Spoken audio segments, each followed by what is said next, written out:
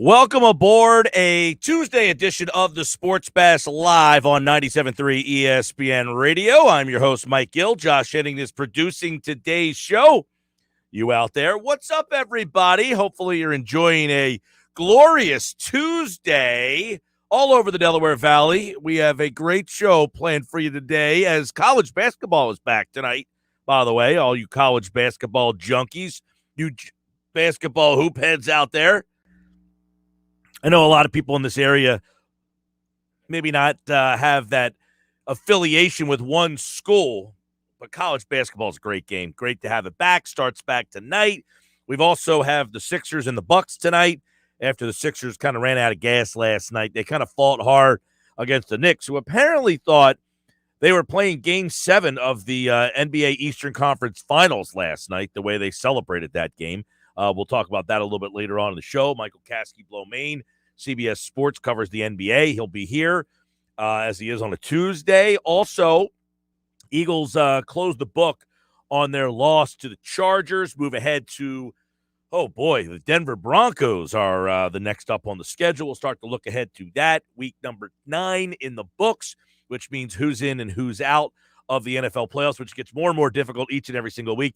But the fact that we are now in the double-digit number for the NFL season kind of scares me a little bit. You know, we wait all season long for football. We get excited for football. Everything we do is football, football, football. We want to get ready for football. And then it's here, and now it's week 10, and there's less weeks left in the season than we've actually played, and that makes me sad.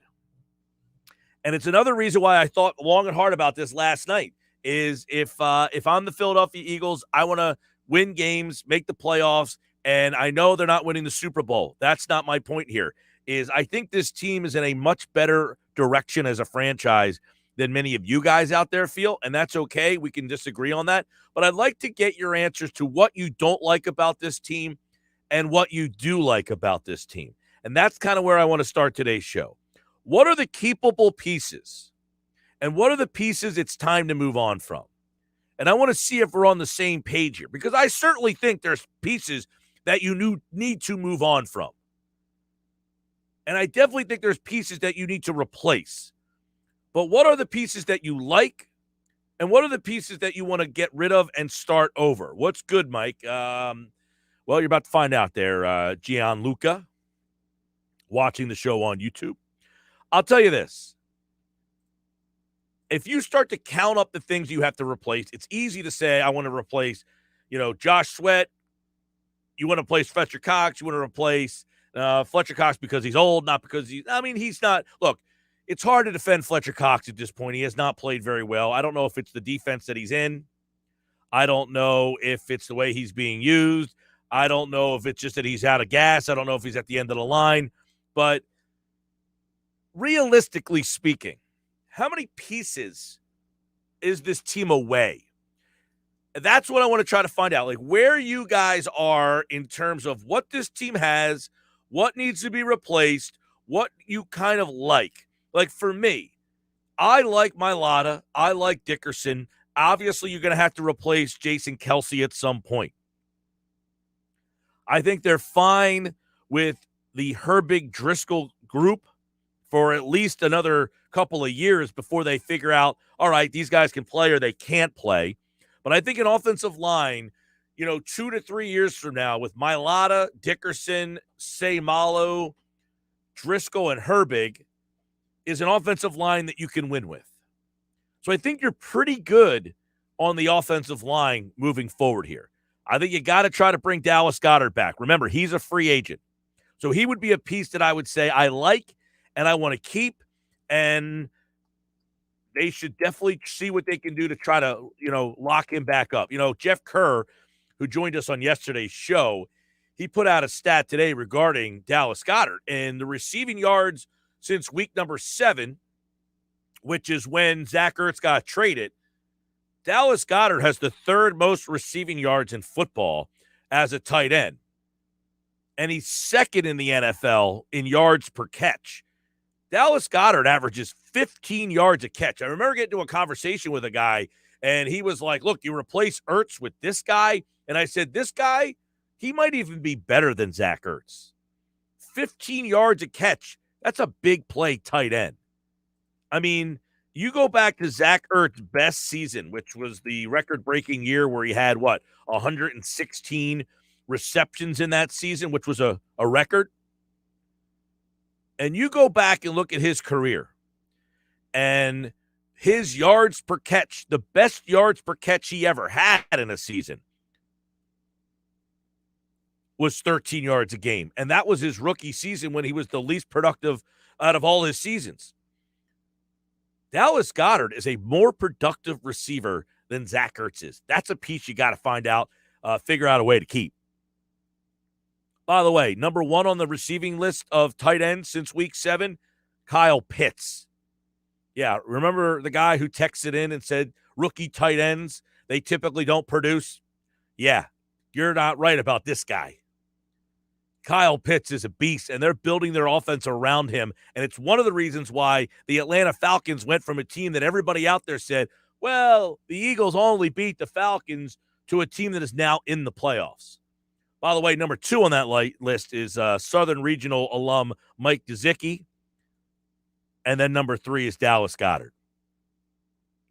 So the 5 linemen that I just mentioned, the tight end, Devonta Smith, I have really no problem with that group of guys. Now, I got to start figuring out the running back situation. Is Miles Sanders my guy? I don't feel like they think Miles Sanders is their guy.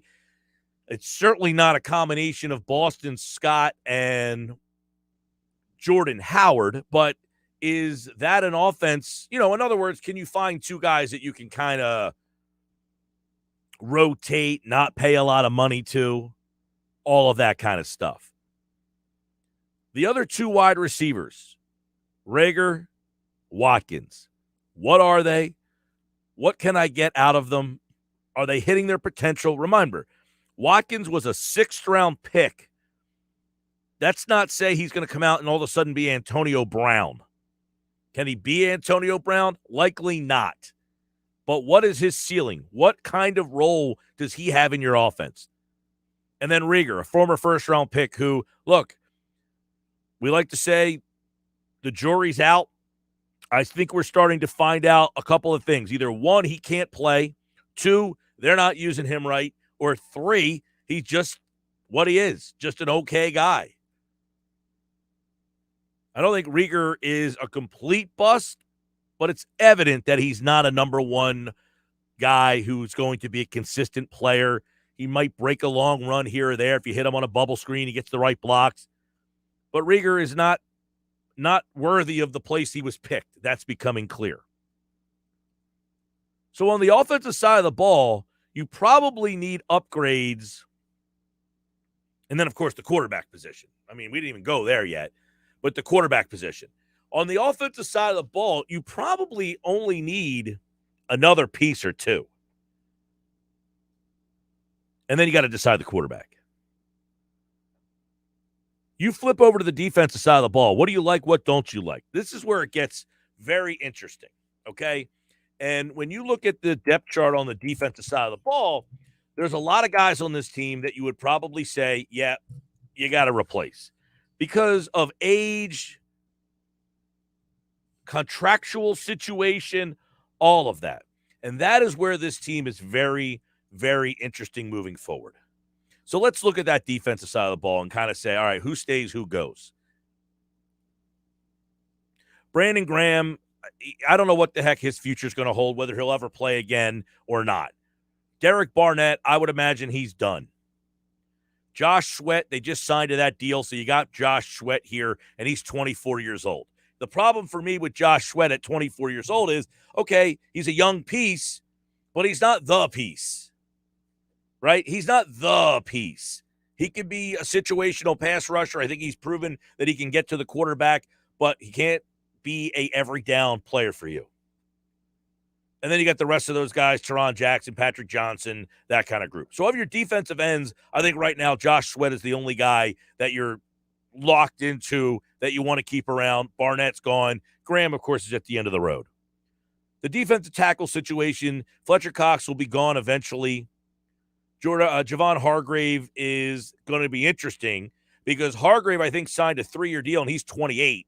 So you are going to be next season coming at the end of his deal. Now, he has slowed down considerably since really getting off to a good start. He hasn't had a sack since week 5 against Carolina. Now, I don't expect him to get a sack every single week, but he has essentially been non-existent as a pass rusher. You go to Milton Williams, and he's a guy that I think they like. So on the defensive front, you got to figure out Hargrave, and if you're going to be committed to him for another 3 years or so, Josh Sweat, Milton Williams. Then you've got the linebacker situation. I think we all agree that TJ Edwards and Davion Taylor are probably not the long-term fixes. Taylor's interesting. Remember, Taylor was a 3rd-round pick. He's 23 years old. He's uberly athletic, but, man, he is very raw. He's out of place a lot. Look, this is a guy who made it to Division I Colorado based on 1.5 high school football games. So he has obviously a large amount of talent, but it remains to be seen if he knows what the heck he's doing. Your secondary is complete makeover. Darius Slay is on the wrong side of 30. He is now in his 30-year-old season. Steve Nelson is a 1-year guy who, I don't think has been great. I don't think he's been terrible. He's better than whatever you had.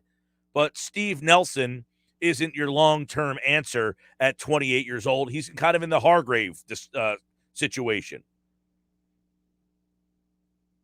And then after that, you've got a plethora of guys who they are just, putting bait in the water to see who sticks. Tay Gowan, McPherson, Josiah Scott, Kerry Vincent Jr., Mac McMillan III. I mean, in my heart of hearts, do I think any of those guys make a significant stamp on this team? No, I don't. I don't think they have a player in that lot. And if they do, they lucked out. Anthony Harris will be gone, and Rodney McLeod, I think you're seeing the end of him. Rodney's not having a great season. He's been okay. He's 31 years old. He's coming off of 2 major knee surgeries. I think, you got to start thinking about the next guy there. I don't think he's on this team. I don't think it is Kayvon Wallace. I don't think it's Marcus Epps, although I think Epps has played okay. So they have major problems in the secondary and linebacker, and I think you're going to need a pair of pieces on the defensive line. So looking at this team moving forward, I definitely think that the offensive side of the ball, it is what it is.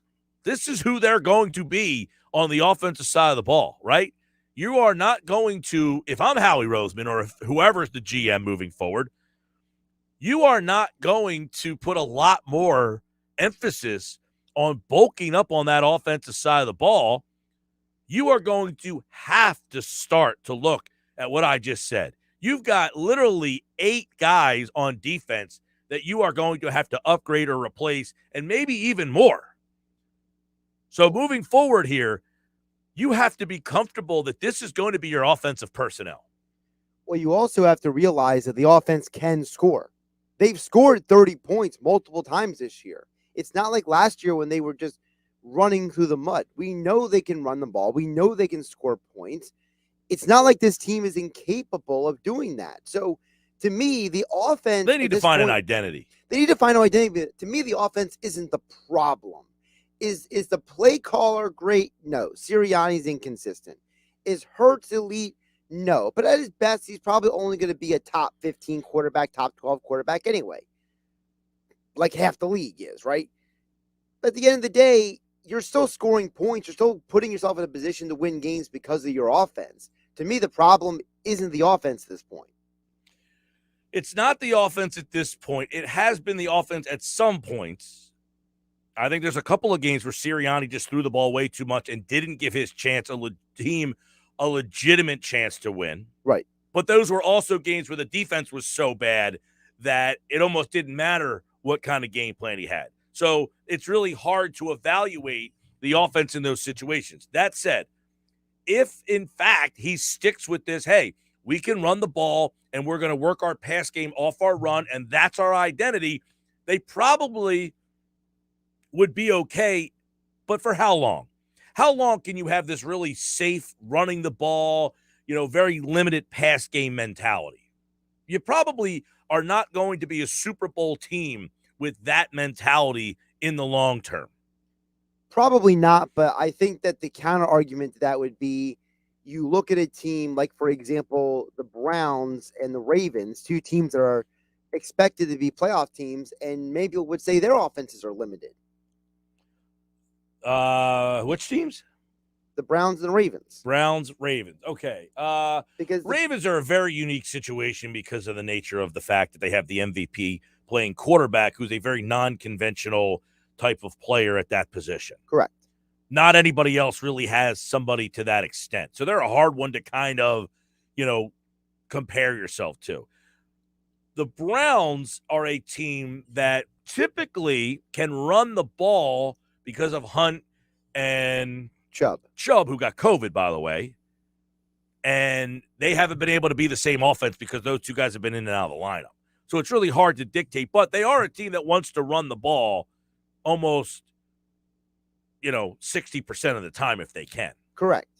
And to me, I think there's a way that you can win in the NFL long term if you want to be a run-first team, or if you want to be a team that builds off of play action or some variation of that. Do you have a great defense? Then, yes, you can maybe have that mindset.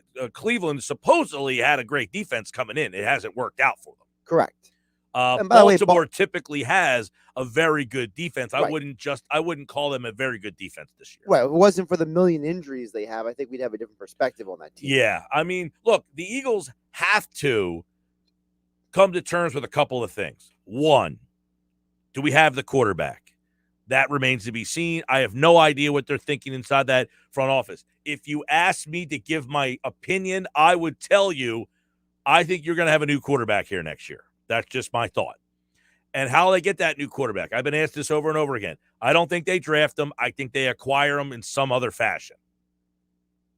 Whether that be fair. Deshaun Watson, Russell Wilson, or some other quarterback that will be available. I mean, this is what's happening now. These guys are getting older. Some of these guys, they're moving on. They went out of their place. Russell Wilson wants out of Seattle. He doesn't love the whole situation there. So I think the next quarterback of the Philadelphia Eagles is traded for. That is my thought. I think that's fair because of what you just said. Every year there's a quarterback who's available. There's quarterback movement now. It's not like things are stationary like they used to be. Yeah. I think you have to come to terms with, is this the quarterback? Is he not the quarterback? My intuition would say they don't think he is. After that, you have to feel confident in the rest of the guys and let them play together for a year or two and figure them out. That being the guys I mentioned, Mailata, Dickerson, Driscoll, Herbig, Seimala, that group there. I don't know. You're probably going to have Lane Johnson here for another year or two. Brandon Brooks might be here for another year or two, and with the contract situations that those guys have. And then you have to decide, are they tradable? Can somebody trade for them this offseason? I mean, Brandon Brooks is a guy who hasn't stayed healthy. You haven't been able to depend on him at all. So his contract situation is going to be something to take a look at this offseason. He has signed, I believe he's a free agent after this year, actually. I thought he was 2022, but I think he's a free agent after this year. So Brooks is likely going to be gone.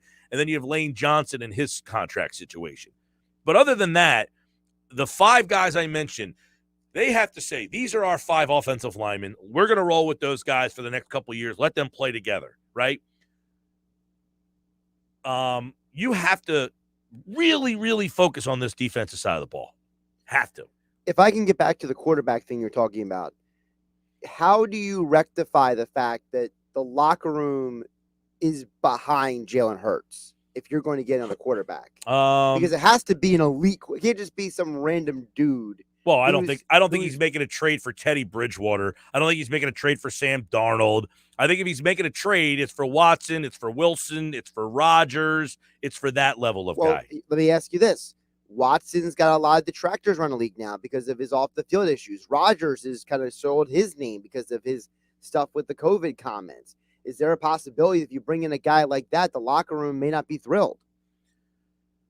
That's a fair question, but in the end, I think these guys want to win, and that is going to be in the rear view. I mean, the Aaron Rodgers thing is such a hot topic because of the climate of the world we live in now. If you brought him in the offseason, I don't really think that's going to have legs. Do you? I'm just asking because I feel Like like I said, it's a fair question. I I just feel like it's because it's now, and he's the guy, and he's the MVP, and what happened in the climate of the world we live in now.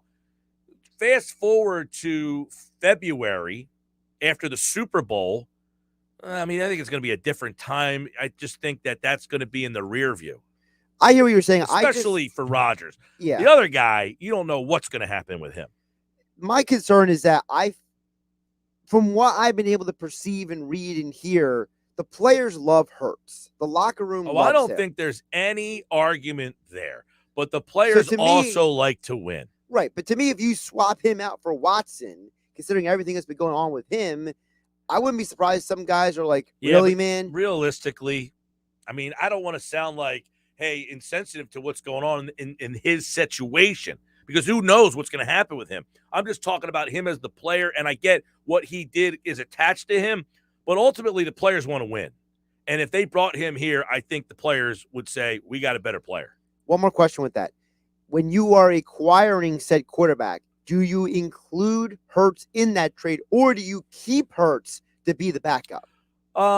It's a fair question as well. And I think, look, if they don't ask for Hurts in return, I don't include him. I keep him here and say, hey, we value you as the backup. Something happens to Watson or Wilson or whoever we bring in, we value that position. That's why we drafted you, because we have a high value. That's why we traded for Gardner Minshew.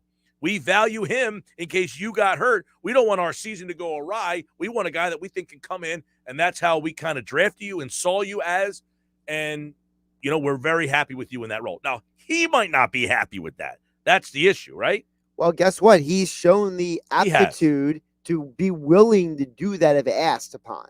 609-403-0973. 609-403-0973. Sports Bash on Tuesday. So which guys on this roster do you like? Which guys in this roster are you ready to move on from? It's funny, over in the video section of the show, first message, Gannon needs to go. Defense needs to get younger. Unless we can get Rodgers or Wilson at quarterback next year, I want us to keep Hurts for another year. Nobody impresses me in college. Gianluca, I hope I'm saying that right. I agree with you there. I am not drafting one of these guys with one of my 3 first-round picks. I'm not drafting a quarterback just because you feel like you might need a quarterback. You don't want the next Blake Bortles. Exactly. There's too many of those teams that just take Dwayne Haskins because they think they need a quarterback. There's too many of those teams that just take whatever quarterback is the hot name for that month. EJ Manuel. And they just take them because it's like, well, we need a quarterback, so let's just get one here. No, you worked hard at being inept to get these picks. Don't waste them. Sports Bash Live, 97.3 ESPN, brought to you by East Coast Roofing, Siding, Windows, serving all of South Jersey. If you call, they'll show up online, eastcoastroofing.com. I'm Mike Gill. This is the Sports Bash. I hope you will hang with me the whole show today because we got a good one. Jeff Nadeau, college basketball. He's going to give you some bets for the college basketball season. Michael Kasky, Blomain. Sixers ran out of gas last night. Who's in, who's out? Tuesday with Thompson. Rob Motti is out today, but Les Bowen pinch hitting for Rob tonight at 5:30.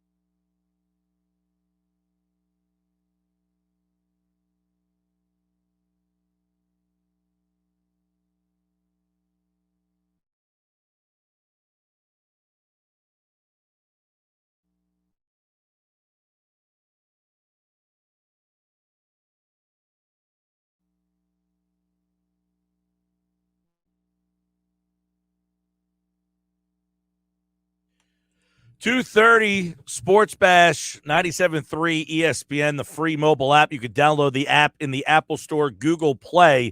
You can get it on your phone. You can direct message us through the app. You can text us at 609-403-0973. That's the text board, 609-403-0973. If you're watching the show live on our YouTube channel, streaming live video, you can comment in the comments section over there as well.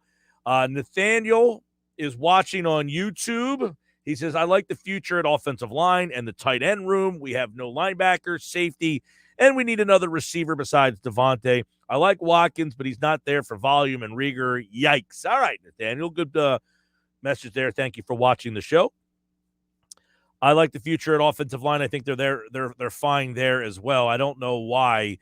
Mike, you overrate Jordan Mailata. He really hasn't been that good, and specifically in pass blocking, guys are running right by him. I didn't overrate him or underrate him. I think he's been fine. I mean, put it this way. They ain't getting rid of him, not for the contract he just signed. If you watch him in run blocking, I would imagine his run blocking numbers are off the chart. He just absolutely has been dominant in the run game. I will agree his pass blocking hasn't been spectacular. I think the one game he had some trouble in against Oakland, Vegas, and people are now saying, well, that's him every single week. That's not accurate. In the game against the Raiders, he struggled, definitely struggled. I will say that he struggled in that game. Both guys did. That was the game where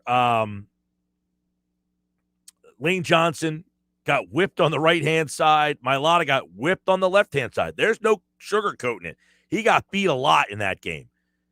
But I don't know what he's talking about the rest of the way. Like, I was just looking back at this.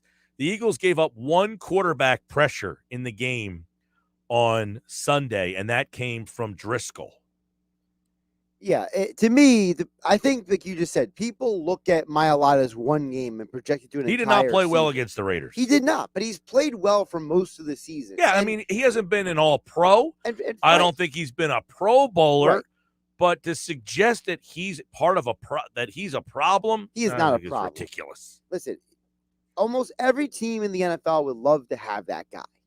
Well, okay? Keep in mind, he's very new and raw at playing the game. Then they asked him to go play right tackle, which I get. They had Dillard and Johnson was hurt. They had to have someone play right tackle. They knew it couldn't be Dillard. So you moved your starting left tackle, who you paid big money to go play left tackle, and asked him to go play right tackle, which I think is just kind of a quirky situation because Dillard has already shown that he can't play right tackle, so you had to keep him at left tackle. So, yeah, I get it. He has been up and down this year. But anybody suggesting that Mailata is an issue, that you wouldn't say, hey, they have this guy, you need to upgrade him, I don't think that's really accurate. Realistically, there's very few left tackles anyone can name that you would rather have. Because the problem is offensive line play in the NFL across the board is not great in the NFL. Well, and that's another thing. Context is king. That guy doesn't have context, which, it is what it is. The left tackle position and the offensive line position in the NFL is so abysmal by 75% of the teams in this league. Absolutely. So the Eagles have a top, I would say Mailata, right now it's probably a top 10 left tackle, but I think he could be better than he is. To say that he hasn't played up to expectations, I think is fair.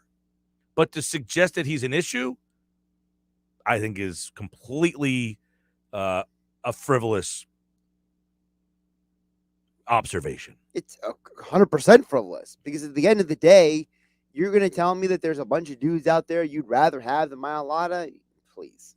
Put it this way. I take Dillard over most of the 75%. I think Dillard is I think he's middle of the road, but he's not abysmal. Listen, you know what team? Most of these tackles, by the way, are abysmal.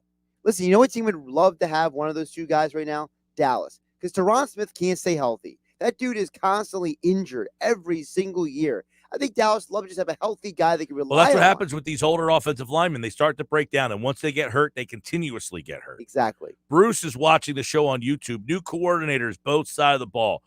Well, Bruce, that's not going to happen. And by the way, you don't have an offensive coordinator. Your head coach is your offensive coordinator, and I don't imagine he's going to get fired. And I'll tell you why, Bruce. They're probably going to win 7-8 games. So after a year where you won 4, If you go up to 7 or 8, you've made some sort of progress. So I don't imagine that Sirianni's going to be a one-and-done coach. He's your offensive coordinator, so he's not going to get fired, and they're not going to fire Jonathan Gannon. And this is something that, Mosher's brought up to you on Football at 4. Martin Frank brought up to me yesterday on game night, and that is the owner wanted these guys. These are the guys the owner wanted. So the owner But people keep acting like, by the way, that Roseman handpicked these two guys. No, he did not. Right. Jeff Lurie hires the coach. Jeff Lurie hired Andy Reid. Jeff Lurie hired Chip Kelly. Jeff Lurie hired Doug Peterson. And Jeff Lurie hired Nick Sirianni. He wanted these guys. And don't forget, when that introductory awkward as anything press conference happened on that Zoom call, it was Jeffrey Lurie with the 17-minute soliloquy, ghosts, and then it's Sirianni by himself. There was no Howie Roseman there. Howie Roseman's never been a part of the introduction of these head coaches. It's always been Lurie getting up there, saying his 2 cents, and then handing it off to the coach. We've got some more messages coming in. I can't even begin to. Whatever. I don't know. Not important. I think you're better off using the 3 first-rounders to get defensive players or O-line rather than use all of them on a quarterback unless he can't miss. All right. Now, that's a conversation we can have. The O-line part I don't think is necessary. But the 3 first-rounders, is it better to target 3 defensive players or go get a quarterback via trade? So that is going to be a big conversation come draft time. Let's say they get that Colts pick, and now they have 3. And I don't even think it matters where they are. You have, say, 4, 11, and 14. Great. Those are the numbers I'm arbitrarily coming up with. Do you use those 3 picks and just say, we're going to take the best defensive player on the board no matter what? Whether that's 2 defensive ends, a defensive end, a linebacker, and a safety, a linebacker, a corner, and an end, whatever the rotation or a mix is of 3 defensive players. Is that more beneficial to the future of the franchise? Or if the Seattle Seahawks called and said, we'll take those 3 first-round picks you have, we'll give you Russell Wilson. What do you think, Philadelphia? Which is the better way to do this? Because here's your problem. If you get Russell Wilson, now you're stuck with a similar type of defense.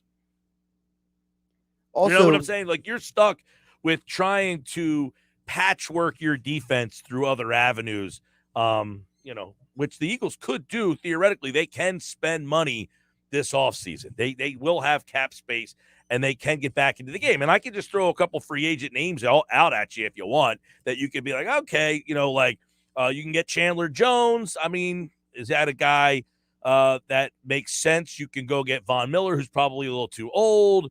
You can go and go get Carlton Davis and say, hey, we need a corner. I mean, he's probably right now a top corner in the league, right? Marcus Williams, you need a safety. So there's right there guys at positions that you need help. You need help at every position on defense. What's the better way to go?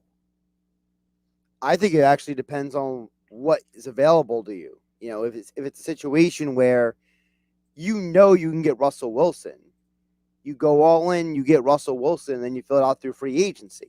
If you don't have a chance to go get a Russell Wilson type guy, for example, then you kind of mix and match between the draft and free agency, depending on what your picks are. Right. If you have Russell Wilson, then you go after that group of guys that I just mentioned. You could go maybe after trying to see who else is available here. Man. I mean, J.C. Jackson, Matthew. My only problem with J.C. Jackson is he a byproduct of Belichick's defense, right. Or is he a really good Those guys player? Are tough. Darius Williams from the Rams. They got a lot of corners available. Yeah, and no offense to Steven Nelson, but some of the guys you mentioned are definitely upgrades over him as well. You know who the 7th ranked free agent is in this class? Just a random question. It's a very random. Dallas Goddard. Oh, okay. You wonder, he's the highest ranked tight end in the class. You wonder, are people going, if they let him get to the market, are they going to have some problems getting him back here? Well, look what happened with Hooper. the thought was he was going to stay in Atlanta, and then Cleveland went in there and outbid for him. So we've seen this happen before, that guys get the free agency and things don't go the way that team wanted. Sports Bash is brought to you by Matt Blatt Nissan, the all-new Matt Blatt Nissan, open Black Horse Pike in Egg Harbor Township. I'm Mike Gill. This is the Sports Bash live on 97.3 ESPN. And when we come back, I've got a story on the Philadelphia fans that's up right now at 97.3ESPN.com. Don't forget, 99 bottles you can enter in 14 minutes. All that and more. Sports Bash live. And I will read off all of your text messages that are coming in as we speak at 609-403-0973. Hit me up with your text message and I'll react. Coming up next here on the Sports Bash on 97.3 ESPN, the free mobile app.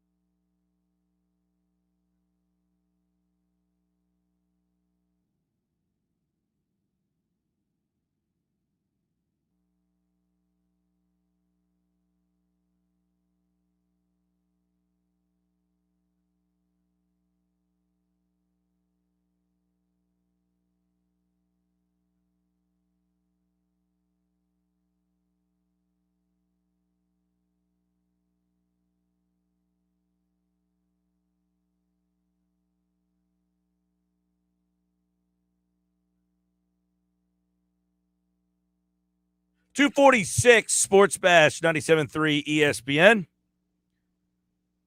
I'm Mike Gill at Mike Gill Show. Follow me on Twitter. You can watch the show live on our YouTube channel, streaming each and every day.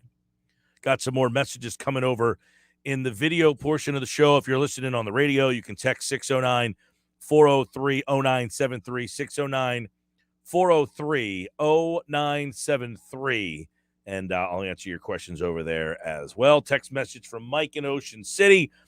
He says, Mike, I fully expect Howie to use the Miami pick and Eagles pick to get talent on either side of the ball. If the Colts pick becomes a first, I bet Howie trades it to gain another first in 2023. He's pretty good at kicking the can down the road and keeping Lurie on his Kool-Aid. That's an interesting comment there. I don't remember. Now, I could be wrong on this. Mike in Ocean City, Josh, maybe you can chime in. When was the time the Eagles have made a trade that landed them a future first, like in a future draft? You mean aside from the Wentz trade? Well, the Wentz trade was made after the draft. Oh, you mean during the draft? Well, like he's saying, right, like he's saying that he would make a trade. I'm imagining that he would use that. If the Colts pick becomes a first, he's saying that he would trade it to gain another first-round pick in 2023. The Wentz deal is the only deal that I can think of. Now, the Miami deal, they moved spots but added a pick. Correct. They didn't give up value, really, to add the pick like this guy's suggesting.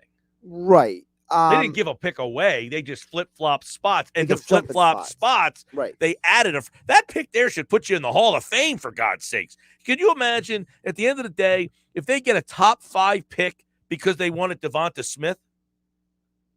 Yeah. I mean, that should put you in the Hall of Fame, not to be – you shouldn't be scorned because you got an extra first-round pick in this situation. No, and, Mike, and I'm not suggesting that you are – I'm just saying, I could be wrong on this. I can't remember a time where they have made a trade in the kick the can down the road nature, where they said, we're punting on this year's draft.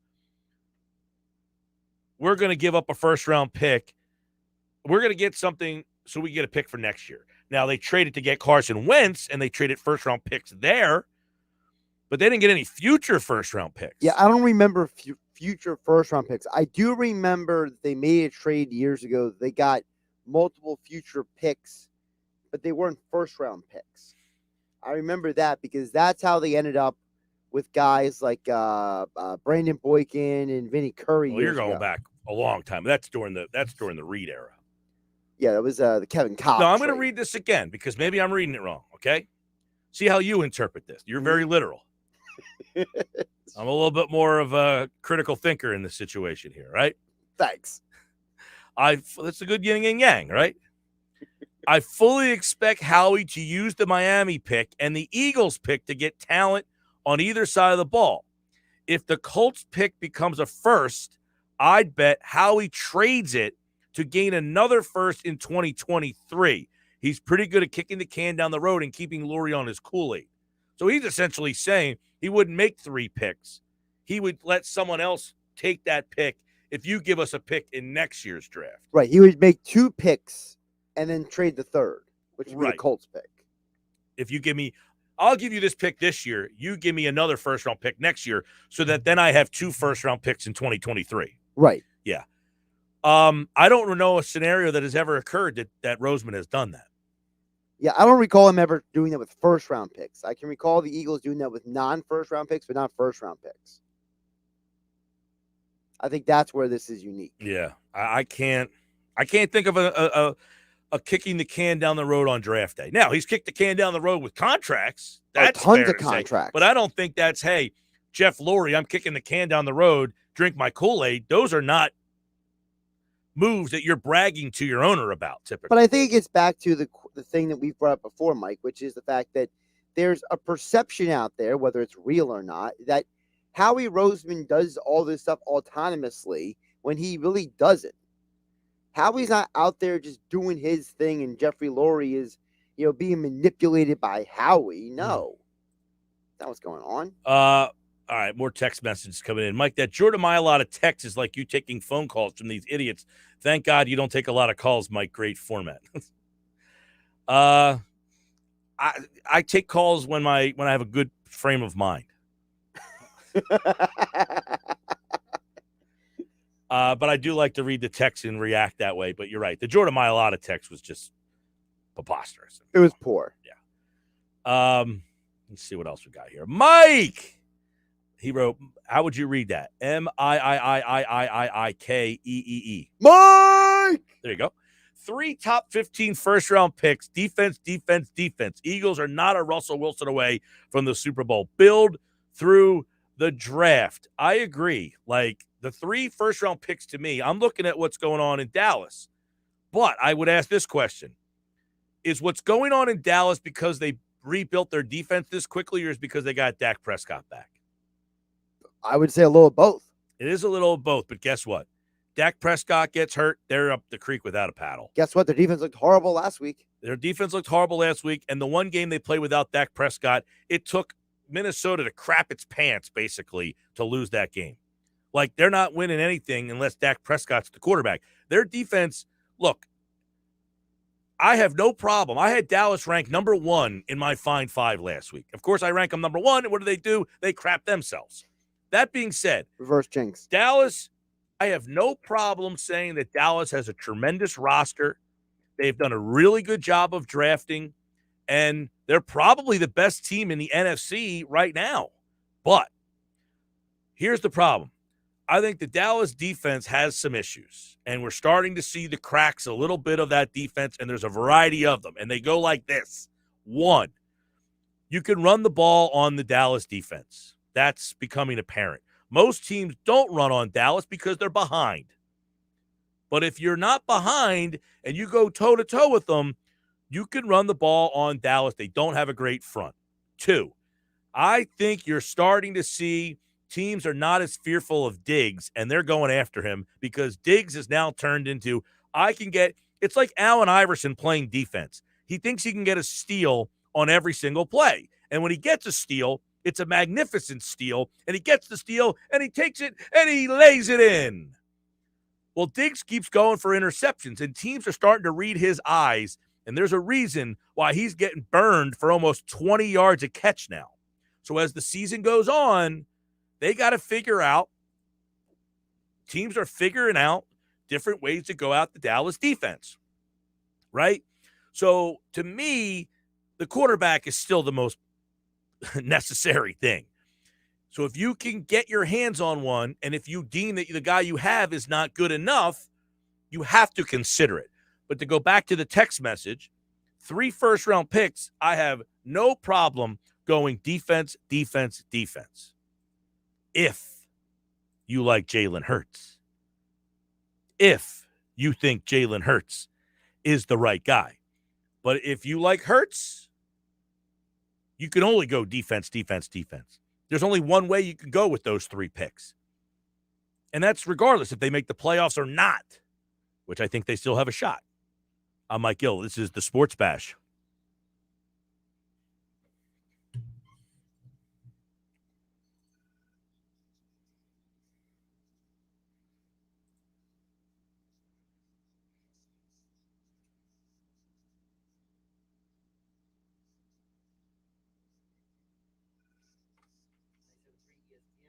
All right, there you go. There's our 99 bottles registration. Right now, we'll take the first 5 callers, 609-573-3776. If you're one of those, you're registered for this year's 99 bottles. You must be present to win. You got a chance to win great prizes. Eagles club box seats, Flyers tickets, Sixer tickets, and more. It's all thanks to our friends at Vagabond and EHT.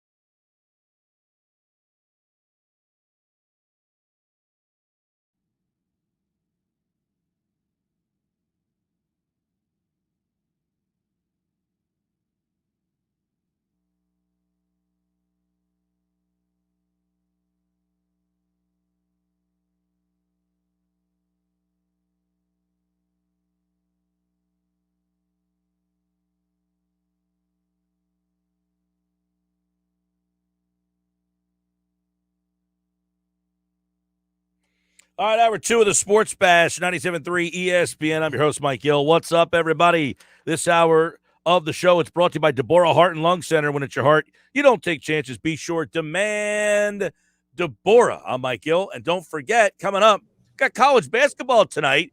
We got Sixers basketball tonight. The college basketball season is underway. But before we get to Jeff Nadeau, let's get the winners who qualified this hour for this year's 99 Bottles party there, Josh. We got Allie in Egg Harbor City, Allie.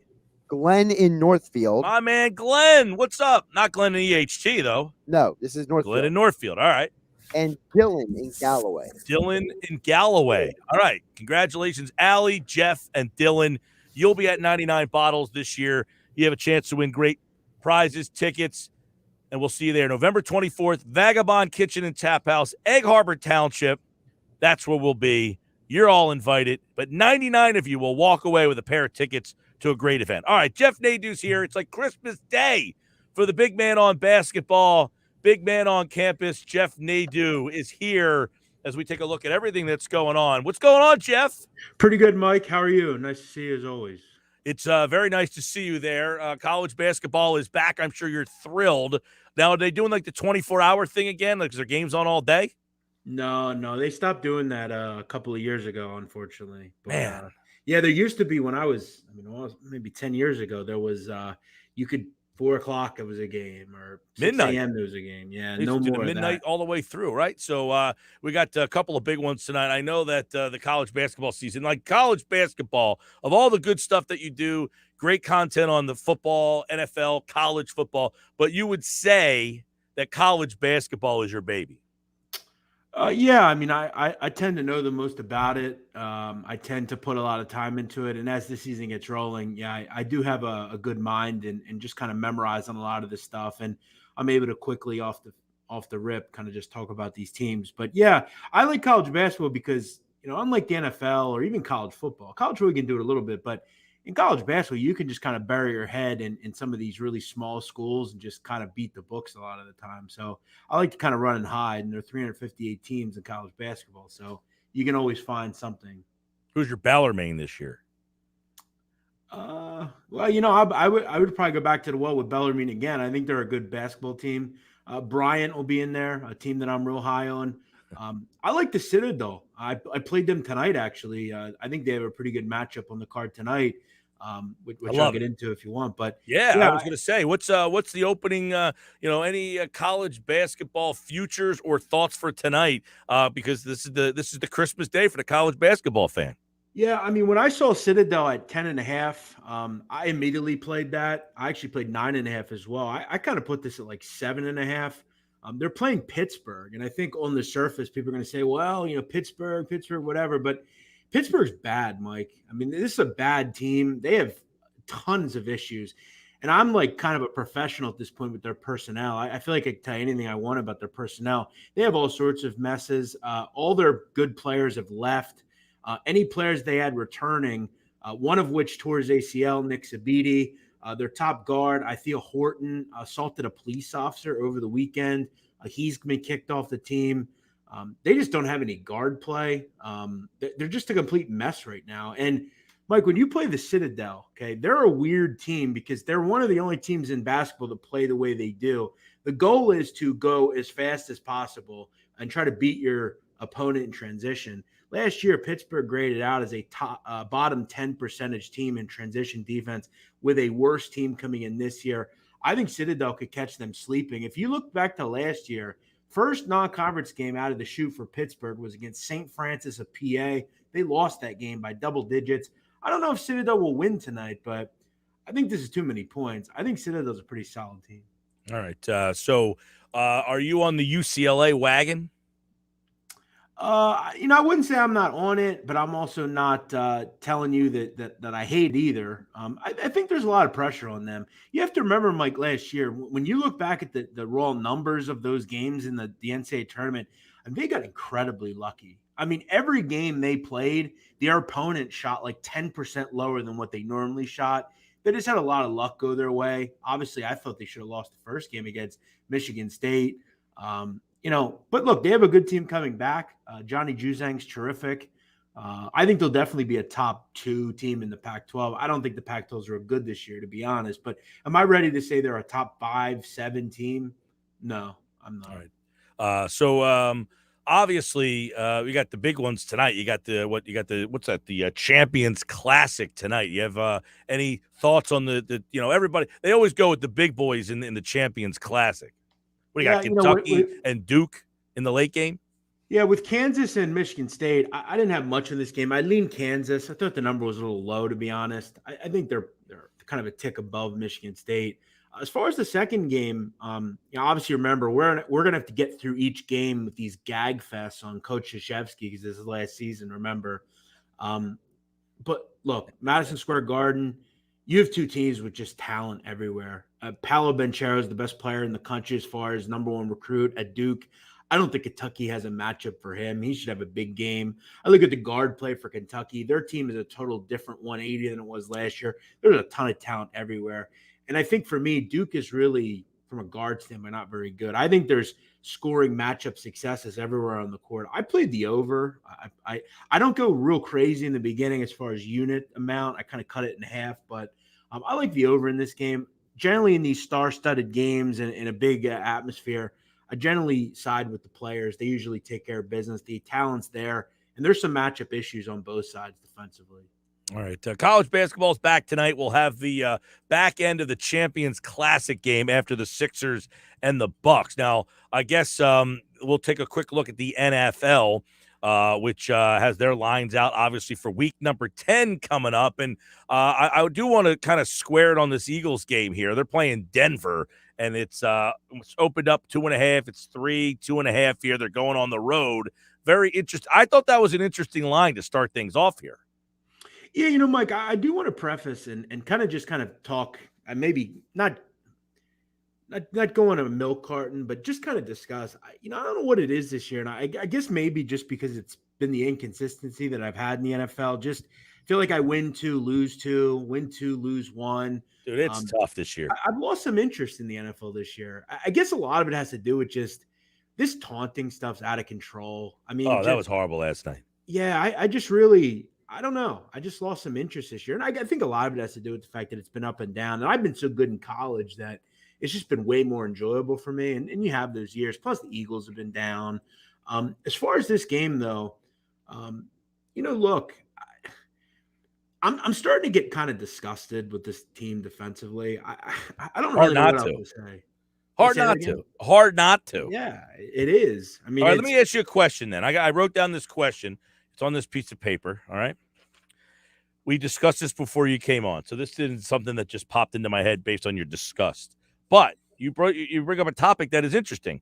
The Eagles are likely going to have 3 first-round picks. Would you, A, use the 3 first-round picks and add defensive help, or use the 3 first-round picks and add a Russell Wilson, Aaron Rodgers, Deshaun Watson level of quarterback? Would you rather the quarterback with the picks or use the picks to get players? Yeah, that's a great question. Look, if you can go out and get a quarterback like Russell Wilson or Aaron Rodgers, I'd be all for that. I think the good thing about the draft, and look, this team is hard to trust, but I think you could really get a lot of good players, in the second, third. Look, the problem the Eagles have, Mike, is not necessarily personnel. Look, do I think some of their personnel sucks? Yeah. But I think there's a core in the secondary I don't hate. I just think the scheme is some is the secondary guys. Slay is over 30. Nelson's on a 1-year deal. McLeod's 31. Yeah. You got to start replenishing that group of guys. Well, and that's the problem you have. And that's where I think the first part of the question where you say, okay, you have 3 picks here. You have the opportunity. You could have the opportunity to take Hamilton, Stingley, Ahmad Gardner, Aiden Hutchinson. I mean, all these different guys that could they have issues on every level of the defense, right? They have no pass rush. Listen, I'm going to say this now, and you've heard it coming from me. Fletcher Cox is the most overrated player in the history of this team. It's that simple. This guy is got to go, okay? I'm sick of hearing about he's been a completely MIA for like this year. 3 years now. It's indefensible this year. Now, Is it because of the way they're using him? Is he shot? I don't know. Whatever it No, is, Mike. he is Mike, deemed to here's what be. you're He is doing. out. It's everyone's problem but Fletcher's. It's always something else. He has a double team. The coaching's not good enough. Listen, on this defensive line, which doesn't have much talent as far as rushing the passer or doing something, he should be a lot better than he is. Linebackers, none of these guys should be in the NFL. And in the secondary, you mentioned it. You've got a lot of old guys there, and you have more problems than the picks that you have. I don't know, Mike. Well, and we went over this in the first hour. Offensively, you have almost, I don't want to say you're set, but the offensive line, I don't think you need to, do much there. You've got Goddard. Hopefully you sign him back because I like him a lot. You've got Smith. The receivers, the other two guys, I'm not thrilled with. But offensively, you almost have to say, all right, let's keep this group together for another year. Now, you got to evaluate the quarterback. That's where the pick thing comes in. Do I use the picks to get a quarterback with that offense? Or the defensive side of the ball, you don't have a player on defense that you're like, okay, that guy's good. You can replace all 11 guys on the defensive side of the ball. They all need to be replaced. This is truthful. The only guy I would look to keep, as far as right now, I think there's probably two. I think Slay is a good cornerback. Yeah, but I'm saying he's not a part of your future. And I will say Maddox. I'm happy with him. But, maybe Hargrave. But outside of that, I mean, this team sucks. I mean, I will say, Mike, what do you do if Kelsey retires? Because he's getting closer to that point. Well, I think Dickerson would move to safe center and then Sayamala. What? Yeah, I guess that's true. Yes, Dickerson would be back. It would go to center, and then Sayamala would be back at guard. Yeah. You also have to ask yourself, I mean, are you willing over the next year or two to just assume that, Gainwell, Howard, and Boston Scott are enough for you? I guess that's fine. Receivers, I don't have a problem with. But Mike, the Jalen Hurts stuff, you have to ask yourself, there are some plays he'll make where he looks great. Like that flip he did to get the first down. But then he just, like, every game has 2 or 3 passes that he just airmails completely. I mean, you can't continue to do that. Look, I like the kid a lot. I think he's too much great inconsistency. Kid. Yeah, and it's becoming clearer and clearer that he's probably like a Tyrod Taylor type of player. I will say I'm not enamored by this quarterback class, but I will say if I'm not going free agent with a quarterback, I think what I would do is look towards a Kenny Pickett. I don't think you're going to have to take him in the first round, and you can get him later. But yeah, if you can get Russell Wilson or Aaron Rodgers, I think you got to take a shot there and see what you can do. Maybe elsewhere. Because I think to me, I agree with you. I don't love the quarterback class, so I'm not just taking a quarterback just to take one because I think I need an upgrade there. I would rather roll with my guy and just get another chance to evaluate him and add to the defensive side of the ball. Dallas added really 1-2 defensive players, and that has really changed their – I will say this.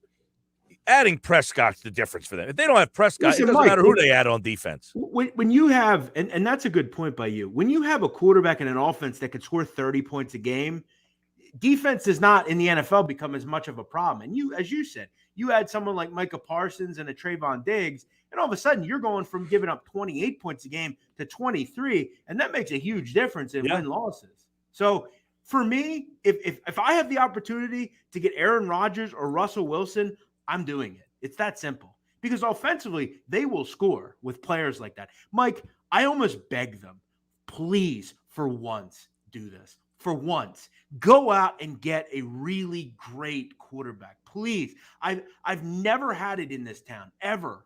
I've never had an ultimate all-time quarterback. Can you name one? Because I don't see one. No, but I have often said, right, you're about getting one. You had to, if there's an established one you can get, then yes. Because here's the problem I have. These teams are after this elusive ghost that doesn't exist. Yeah. The franchise quarterback doesn't exist. People take all these chances and trades and they reach for guys all for a ghost that is so rare in this world. There's about 5 of them in my lifetime. And everybody thinks you're going to just draft a guy at number 6 and he's going to turn into Tom Brady or Peyton Manning. It's not happening. Russell so stop Wilson reaching. Is 32 years old, Mike. Okay, let's think conceivably. He could probably play another. I mean, with his athletic ability, probably is 10 years a stretch at this point in the NFL anymore for all-time great? I mean, Tom Brady's hasn't missed a beat. Some of these guys, you can get a good 7-8 years out of him. He's your quarterback.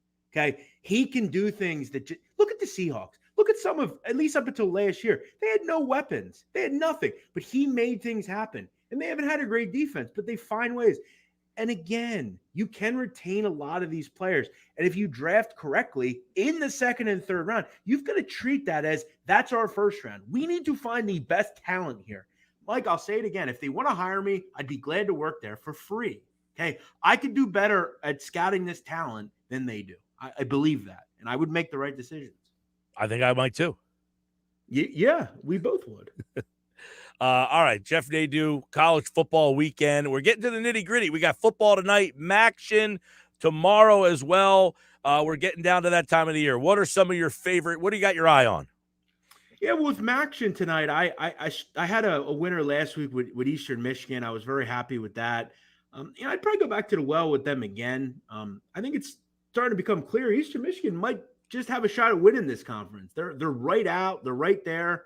Ohio is not good. For years, they had a coach, Frank Solich, a good old school guy. He's now gone. This team has really struggled. They had a big win last week, but I think that was just maybe they were just excited and their opponent was down. I don't know what happened there, but I don't expect that to happen this week. Eastern Michigan's got a good mix. I know defensively didn't play real good last week, but they should be better this week. Their quarterback's really good, a lot of high percentage throws. I think the truth is they just have a good coach at Eastern Michigan, and he always has them prepared. The goal now is about achieving more than just a bowl game. I like Eastern Michigan tonight at home. I think they get the job done. Right, Jeff will be back on Thursday show, and we'll take a look at the Thursday action, the weekend action as well. The college basketball season is underway. That all starts tonight. The Champions Classic is right here on 97.3 ESPN. We'll have the second game of the Champions Classic after the Sixers and the Bucks. You betting the Bucks tonight? Well, What's you know, the number the on NBA, that Mike, weirdly enough, I'm not trying to toot my own horn. I don't think I've lost in the NBA this year. I think I played 6 games and hit all of them. But that number's only 6.5 right now. Against the Sixers, right? Yeah, and Curry might not play now. Yeah, well, look, I have been one to say that in these kind of spots, I'd actually lean Sixers just because I think we overvalue how important players are. But we know Embiid's important, Curry's important. It's a bad team without those guys. They looked gassed last night, and now they're on the back-to-back. And Milwaukee didn't play last night. Mike, by the way, last night, I had one of the most improbable wins I've ever had, that Minnesota-Memphis game. Karl-Anthony Towns hits a 3 at the buzzer off the backboard to go to overtime. Minnesota is getting 6. Memphis covers in overtime, outscores them 12-5, and I cover. It was a crazy cover. I like that kind of thing. But yeah, NBA has been good. Yeah, I'll take a look. But yeah, the Sixers, that seems rough, especially off a back-to-back. Yeah, back-to-back. Bucks had Bucks were at the White House yesterday. They didn't really play. They didn't really play. They were busy. They'd be a little tired after that trip. Who knows? But never know. Yeah, listen, you got to be able to score to beat Milwaukee, and Sixers might be. They struggled last night to score. It was last night. It looked like they were exerting a lot of energy to get back into that game. It's a tough trip to New York. New York's a good team, you know. Looked like a team that was playing New York. Yeah, it just looked like a team that was shorthanded, has played hard, and just kind of ran out of gas late in that game. The Knicks celebrated like that was Game 7 of the Eastern Conference Finals. They always do that. I remember they were winning regular season games last year in December, and they're partying out on 7th Avenue like it's like they just won the NBA title. Yeah. All right, Jeff Nadeau's back on Thursday. Think about that though. What would you do with those draft picks? It's it's pretty simple. If I can get Russell Wilson, do it. That's what I'm doing. Yeah. All right. At Jeff Nadeau on Twitter, and of course he'll be back on Thursday show. All right, Jeff. See you, man. And then I'll whine about the defense because they're not any good. That's usually what happens. We always want to fix stuff. Then when we do, they didn't do it the right way. You got to fix it differently, not the way I wanted you to do it. Jeff Nadeau brought to you by PropSwap, America's sports betting marketplace. Sell your sports bets. Take your profit. Find out how. PropSwap.com. Download the PropSwap app today. Coming up, Michael Kasky-Blomain on the shorthanded Sixers. Also, We'll have another chance for you to qualify for 99 bottles. And who's in, who's out in 1 hour from now. I'll give you my 14 NFL playoff teams. Stick around.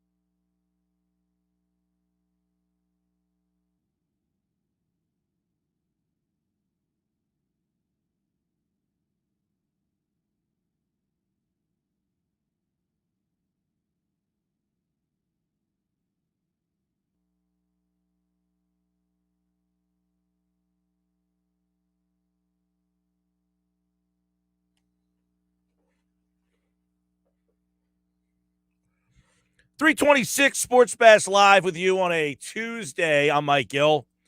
The Sports Bash taking you till 6 o'clock tonight. Brian Toporek will join Josh tonight at 6:20 to talk a little Sixers as they get ready for the Bucks. Very short-handed the Sixers are tonight, so I wouldn't read a lot into this game or last night's game, quite frankly, other than, hey, they fought back hard. They were in that game. I think Drummond has really been amazing, man. What do you have, 25 rebounds last night? Only Barkley has done that for the Sixers. It was just a night where they just didn't have the bullets in the chamber right there. They just couldn't really keep up with the Knicks. The Knicks shot the ball pretty well. They hit some big shots. Hey, give the Knicks credit. They hit some big shots. But, hey, New York, did you not understand you're playing a very shorthanded team? I get it. You're in the moment, so you're passionate, and you want to react to the moment there. But, man, if you are satisfied with beating that outfit of the Sixers, what are your goals for this season?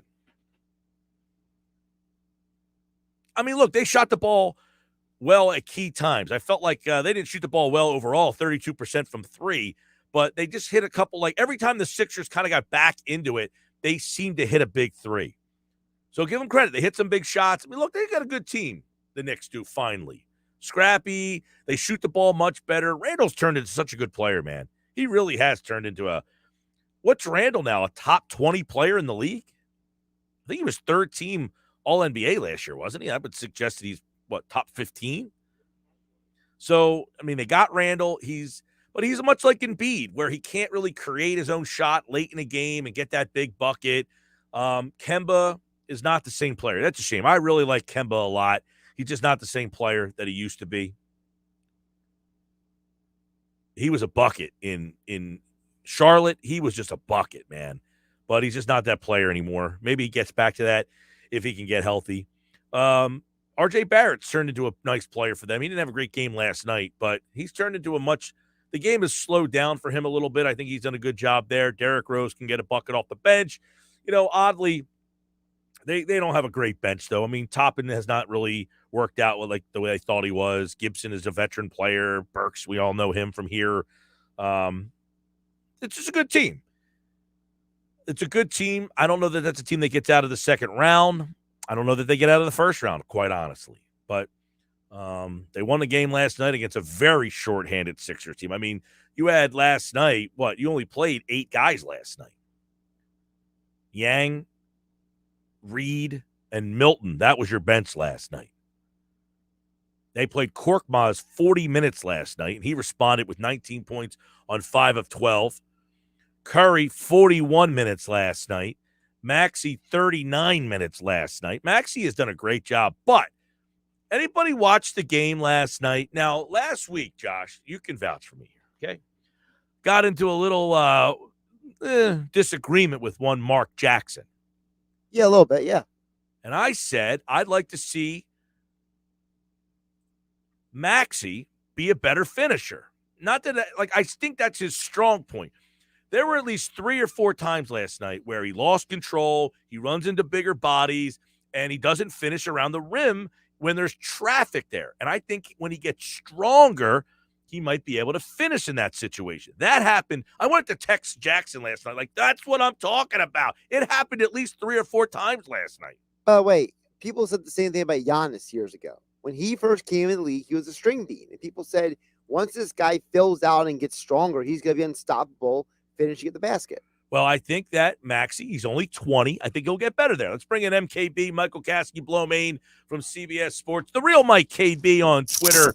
And Sixers lose last night. Very short-handed last night. And they're going to be up against it tonight with the Bucks. And they might even be more short-handed, Michael. So they're about to hit a very rough part of the schedule. Yeah, it's unfortunate, too, after how well they started off the season, that they're dealing with, all these health and safety protocol issues. They've definitely been the team hit hardest so far this season with, the COVID protocols. And, going up against the defending champions tonight, who will also be shorthanded, obviously, without Chris Middleton and without Brook Lopez. But, especially if Seth Curry ends up not playing tonight, it's fair to question where, any offense is really going to come from for Philadelphia.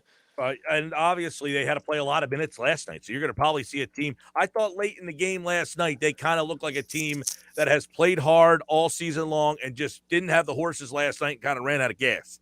Yeah, 100%, Mike. I think they, as most people pointed out, I think it was a solid effort to get back in the game after they fell down, pretty early in that second quarter. I think, no one would have been shocked if they kind of folded and ended up just getting blown out in that game, given the circumstances. But I thought they fought hard to get back in it. But like you said, down the stretch, they just didn't have the go-to guys, the offensive options to match with what the Knicks had. What do we know about Embiid's situation? What are some of the rules for him and the earliest he could possibly return? So the NBA has two options. If a player tests positive, which is, what happened to Joel, he tested positive with one test. So he could he'll either be out for 10 days straight, or he can get two negative tests within 24 hours of each other, two negative PCR return tests, which would allow him to get back out on the floor. Doc was telling us yesterday pregame that Joel is not doing great. He's not like doing terrible, but he's struggling. It's hit him a little bit hard. So I wouldn't be shocked if this is a situation similar to what we've seen with Tobias now, where he's going to end up being out for the 10 days, which will be, if I believe that's 4 more games for the Sixers after tonight that he'll, end up being sidelined for. That said, I mean, just kind of what Drummond has been able to do in his absence. I mean, I know you can't play the guys together, but you almost wonder if you can how do you get Drummond more minutes at some point? Yeah, he's been really impressive, Mike. I thought last night, 25 rebounds, that's more rebounds than Joel has ever had in a game, which I thought was just kind of interesting stat, obviously, given how much Joel's been playing over the recent years. But I think Drummond is, obviously a step up from what we saw with Dwight Howard last season as a guy that can, you really run an offense through and have him out there as a starting center due to his ability to pass, solid defender, obviously a great rebounder, a good finisher around the rim. But it's really a situation where, like you said, him and Joel really can't coexist on the court at the same time. It would, clog the paint, for the rest of the guys on the team. So I think it's a situation where it's a luxury, I guess, for the Sixers moving forward, where they know that Drummond is playing up to this level, and if Joel needs, an extra day of rest or some extra time during a game, they don't have to worry as much as they have in past years, obviously, about the drop-off if they have Drummond coming in there and giving him production like he has been so far. Well, and that's what I think is going to be interesting. Do you limit Joel's minutes in the course of the regular season, knowing that you have Drummond who can play? He said, hey, I'm very happy with my role. He plays about 15 to 18, and then he gets some extra time when Joel is out. But when Joel is back, does Doc Rivers in the regular season almost as a way to kind of, rest Joel, play him, but not have to play him the full brigade of minutes? Yeah, absolutely, Mike. I think that's something that's been considered. I think that was part of the reason that he was brought, here in the first place, obviously off of Joel's knee injury last season in the postseason. I think it was a priority for the team, as it has been, obviously, for the past couple of years, but Drummond being the best option that they've had to, get a guy that they could rely on if Joel is out and that they could, bank on playing heavy minutes. Like you said, he's only been playing around 18 a game. He could easily play, mid-20s, getting closer to 28, 30 minutes a game if he needs to. He's still just 28 years old and super productive. So I do think moving forward in the regular season, especially now that they're back to a full 82-game season, that having Drummond will be there will lead to Joel getting maybe a couple extra nights off, a couple minutes per game off of his total in an effort, obviously, to keep him as fresh as possible for the postseason.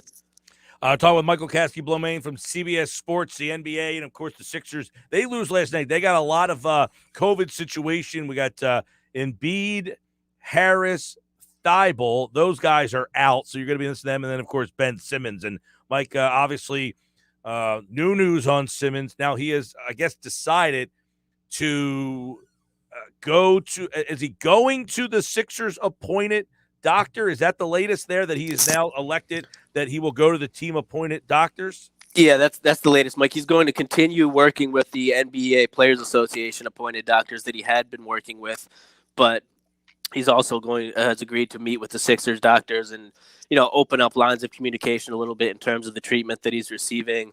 Which is a big change from last week, where it seemed like, okay, obviously he doesn't trust the team. Now, we could all say, well, he got fined, so he had to. But could it not be a way to gain the trust? Yeah, I don't know, Mike. To me, like you just said, I think, not to point out the obvious, but it was a situation where, he didn't trust the team. He didn't want to work with their doctors. They fined him. Which is totally understandable, by the way. Like if CBS Sports says, Michael, we want you to go talk to somebody, and this is who we want you to talk to, you're going to be like, well, I don't know. There might be an agenda here. Why you want me to talk to that guy? I want to talk to my own guy.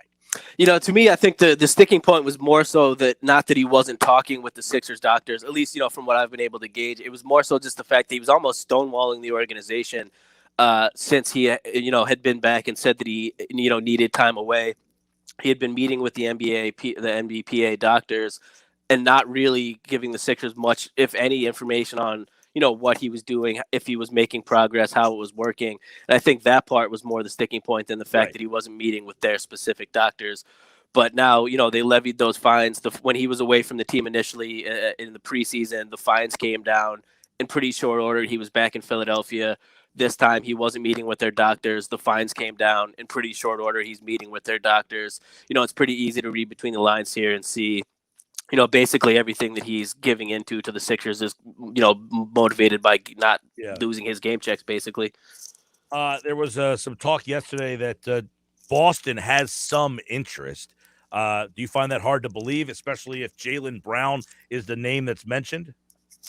I don't find it hard to believe, Mike, given the way that the Celtics have started and the way that their past couple seasons have gone. I think that, there's definitely a level of desperation or something in Boston where they're not living up to the expectations that the organization and the city has for them. And at that point, you might look to, or at least, inquire about making a potential change. I don't see a situation where they would be willing to part with Jaylen Brown. And even in that situation, I mean, you would take Jaylen for Ben Simmons in these circumstances 10 out of 10 times. But on paper, I don't think that Jaylen Brown is even the best fit for the Sixers in a potential Ben Simmons trade. He's still not a guy to me that's a closer in terms of, you give him the ball on the perimeter in the fourth quarter of a game, and he's every time going to be able to produce for himself and others. He's a little bit streaky on the offensive end. He's not a great passer, not a great creator. To me, the main goal for the Sixers in a Ben Simmons trade should still be getting a dominant point guard or a wing player that can operate, in isolation or out of the pick and roll down the stretch of a game. And, Jaylen's not that guy. If that's the best offer that the Sixers have on the table, you do it. He's an all-star. He's a great two-way player. But if I'm Daryl Morey, I still think that wouldn't be the ultimate goal for me in a Ben Simmons trade. Yeah, it's funny you say that because it feels like most people are just like, there's no way that Boston would give up Brown for Simmons. And now here you're saying, well, I wouldn't even do that deal unless Simmons was in the situation that he was in. So obviously it shows you the dynamics of how people want to just move on from Simmons. But I guess the question is it just time just to move on? Like we got to that point, or do you believe Morey when he says, look, I'll stare him down for 4 years. There is no right time to break out of this because it seems that the team is handling this quite the players, I should say. I don't know about the team itself, but it doesn't seem that it has derailed the team on the court. No, it definitely hasn't. And I think that's been the most impressive thing about the season so far, Mike. And I think that, that's where Doc deserves a little bit of credit. He obviously took his fair share of criticism after the postseason last year, and deservedly so. But so far this season, I think he's done an excellent job of keeping the group motivated and focused and playing, at the top level that they've been playing at, despite all the, potential room for distractions. I think a lot of people wouldn't have been surprised if this season started and the Sixers were kind of, humming around 500, given all the things that were going on. But I still think ultimately the best thing for the team is to get it done, quicker the better. He's not going to rush into anything, but I still think that, he said 4 years. He said it could stretch on, but at the same time, you have an all-star caliber talent that's, basically just being wasted on a team with a championship window. And at the end of the day, like there are principles and you don't want to cave to the player if you're the organization. But at the same time, not that the move's going to be done this week, but by the trade deadline with the Sixers and, looking like they're deep in a legitimate contender again this season, I can't imagine that they wouldn't want to, at least get something. If Ben's not going to be back on the floor for Philadelphia, I would have to imagine that the Morey and Elton and the rest of the front office would want to get, something back to help this team and give them a little bit of extra spark moving forward. Yeah, I it's funny because it feels like, this news comes out and then it's like, oh, there's a turn. And then, of course, they fine them. And then everything kind of just reverts back to, we're paying you. You're not going to get paid. And then that changes everything. And it's like, well, it looks like, the Sixers might be at wit's end. They fine him. And then he complies. Like, it just feels like this thing just is like a tennis match going back and forth almost every week. It feels like in the middle of every week, he doesn't do something, they fine him. He changes his tune because he wants to get the money, and we get right back to square one again. Yeah, that's a pretty good way to describe it, Mike. And it just seems like you said it's a consistent back and forth that's just been going on. And I can't imagine that even though the team has handled it well on the court, I can't imagine that it's not something that they'd want to come to a conclusion on and be able to move forward from sooner than later. I don't think obviously it's not an ideal scenario to have continuously hanging over the team. What do you think is going to happen with the Jokic situation? I think Jokic is going to end up getting probably a couple game suspension. Morris, my guess, will probably just get a fine, given the fact that the retaliatory nature of the hit. But it was definitely a highlight of the slate last night. It was. Now, did you see the one view? There's a view where it looks like Morris really took as much as Jokic is getting called for like a cheap, dirty shot. Morris wasn't he wasn't a church mouse here. No, he definitely wasn't, Mike. But I'm pretty sure one of the things with fights is you never hit someone in their back. That's pretty much like the definition of a dirty move. And Morris's foul on Jokic was definitely a hard foul, and it could have been interpreted as a cheap shot. He got obviously ejected from the game. He'll probably face a fine. But at the end of the day, it was still a play within the game. Jokic saw it coming. It was a take foul to stop a transition play. What Jokic did to me was, a little bit over the top there. You can't hit a guy in his back when he's walking away with a lot of force like that. So, I'd expect a couple game suspension. But at the end of the day, too, when you're the Morris twins and you have a reputation of a decade plus of kind of being an instigator in the NBA, that could go to work against you also. Real quick, real or not real with some of these teams. We're early, I get it, but are they in for the long haul? You look at the Toronto Raptors, right around 500. They have improved from last year a little bit, but are they a team that's in this thing? I wouldn't consider them a contender this season, but I do think they're a team that it's going to be a postseason team, and it's going to be one of those teams that could be a thorn in the side of some of the contenders. I think they're a year or two away from building back up into true contention. But some of their young guys, OG Anunoby's been playing great. Rookie Scotty Barnes has been, arguably the rookie of the year so far. Obviously, Siakam just rejoined the team after missing the first couple weeks. So I think they definitely have parts to, I think a lot of people thought they would kind of fall off the map after winning the title. Kawhi left. They lost Kyle Lowry in free agency, but they've rebuilt pretty quickly. And I don't think they're a contender this year, but they'll be one of those teams that's going to be a tough out come the postseason. All right. I'm real interested in this one. How about Cleveland?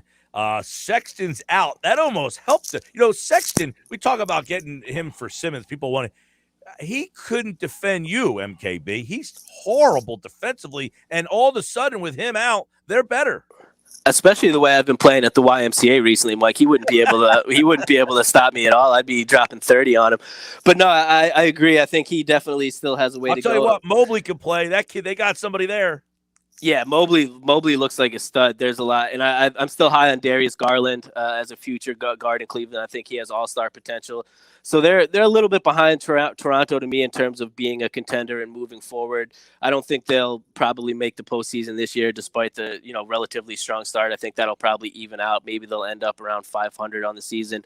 But when you get a guy like Mobley and you have a couple other young pieces like Garland, Cedi Osman, a couple other guys, I think they could bounce back pretty quickly too. I tell you, Sexton's hurt now. What's he getting? Meniscus surgery? Yeah, he's out for the long haul. I was going to say, because the way they're playing, Rubio, all of a sudden, what the heck happened to Rubio? He could shoot now. I mean, he's like a new man, Rubio. But I would imagine that if you wanted Sexton, you could probably make that deal now, right? Yeah, I would imagine, but I don't see the Sixers doing it. I don't think they would have done it in the first place. I don't think he quite meets the threshold of what they're looking to get back. And now with him injured, potentially out for the rest of the season, there's obviously no short-term benefit to making that move. So I think, if anything, the injury probably made it even less likely that type of deal would get done. Okay, now if you were somebody who was hoping that Washington, just was kind of where they normally are, they're 7-3. Are they sustainable?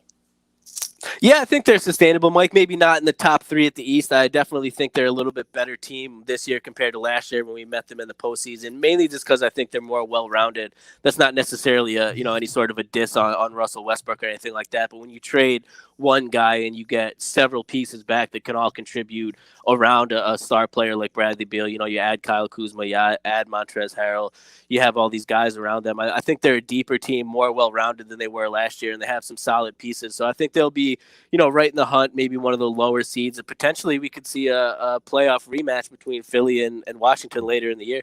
All right, there's a lot of other interesting teams. I'm running out of time though. Chicago is 7-3. They have 2 losses to Philly already. Charlotte is 5-7. They've lost 5 straight. Atlanta, everybody liked them. They've lost 4 in a row. The Bucks are out of the playoffs right now. Obviously, it's very, very early. They've had a lot of COVID situations. So the East has a lot of new teams in the mix. We'll be back in action tonight. Sixers, Bucks, right here on 97.3 ESPN. All right, Michael, I'll see you soon, bud. All right, Mike, thanks for having me on. All right, there's Michael Kasky-Blomain, CBS Sports, here on the Sports Bash Live on 97.3 ESPN, the free mobile app. And don't forget, it's a Tuesday with Thompson. Pete Thompson tonight joins me here on the Sports Bash. It's brought to you by Matt Blatt Kia. They want to get you approved today. Matt Blatt, 6211 Black Horse Pike in Egg Harbor Township. Follow me on Twitter, at Mike Gill Show. When we come back, I'm answering your text messages, so get them in right now. 609-403-0973 or hit me up on the free mobile app.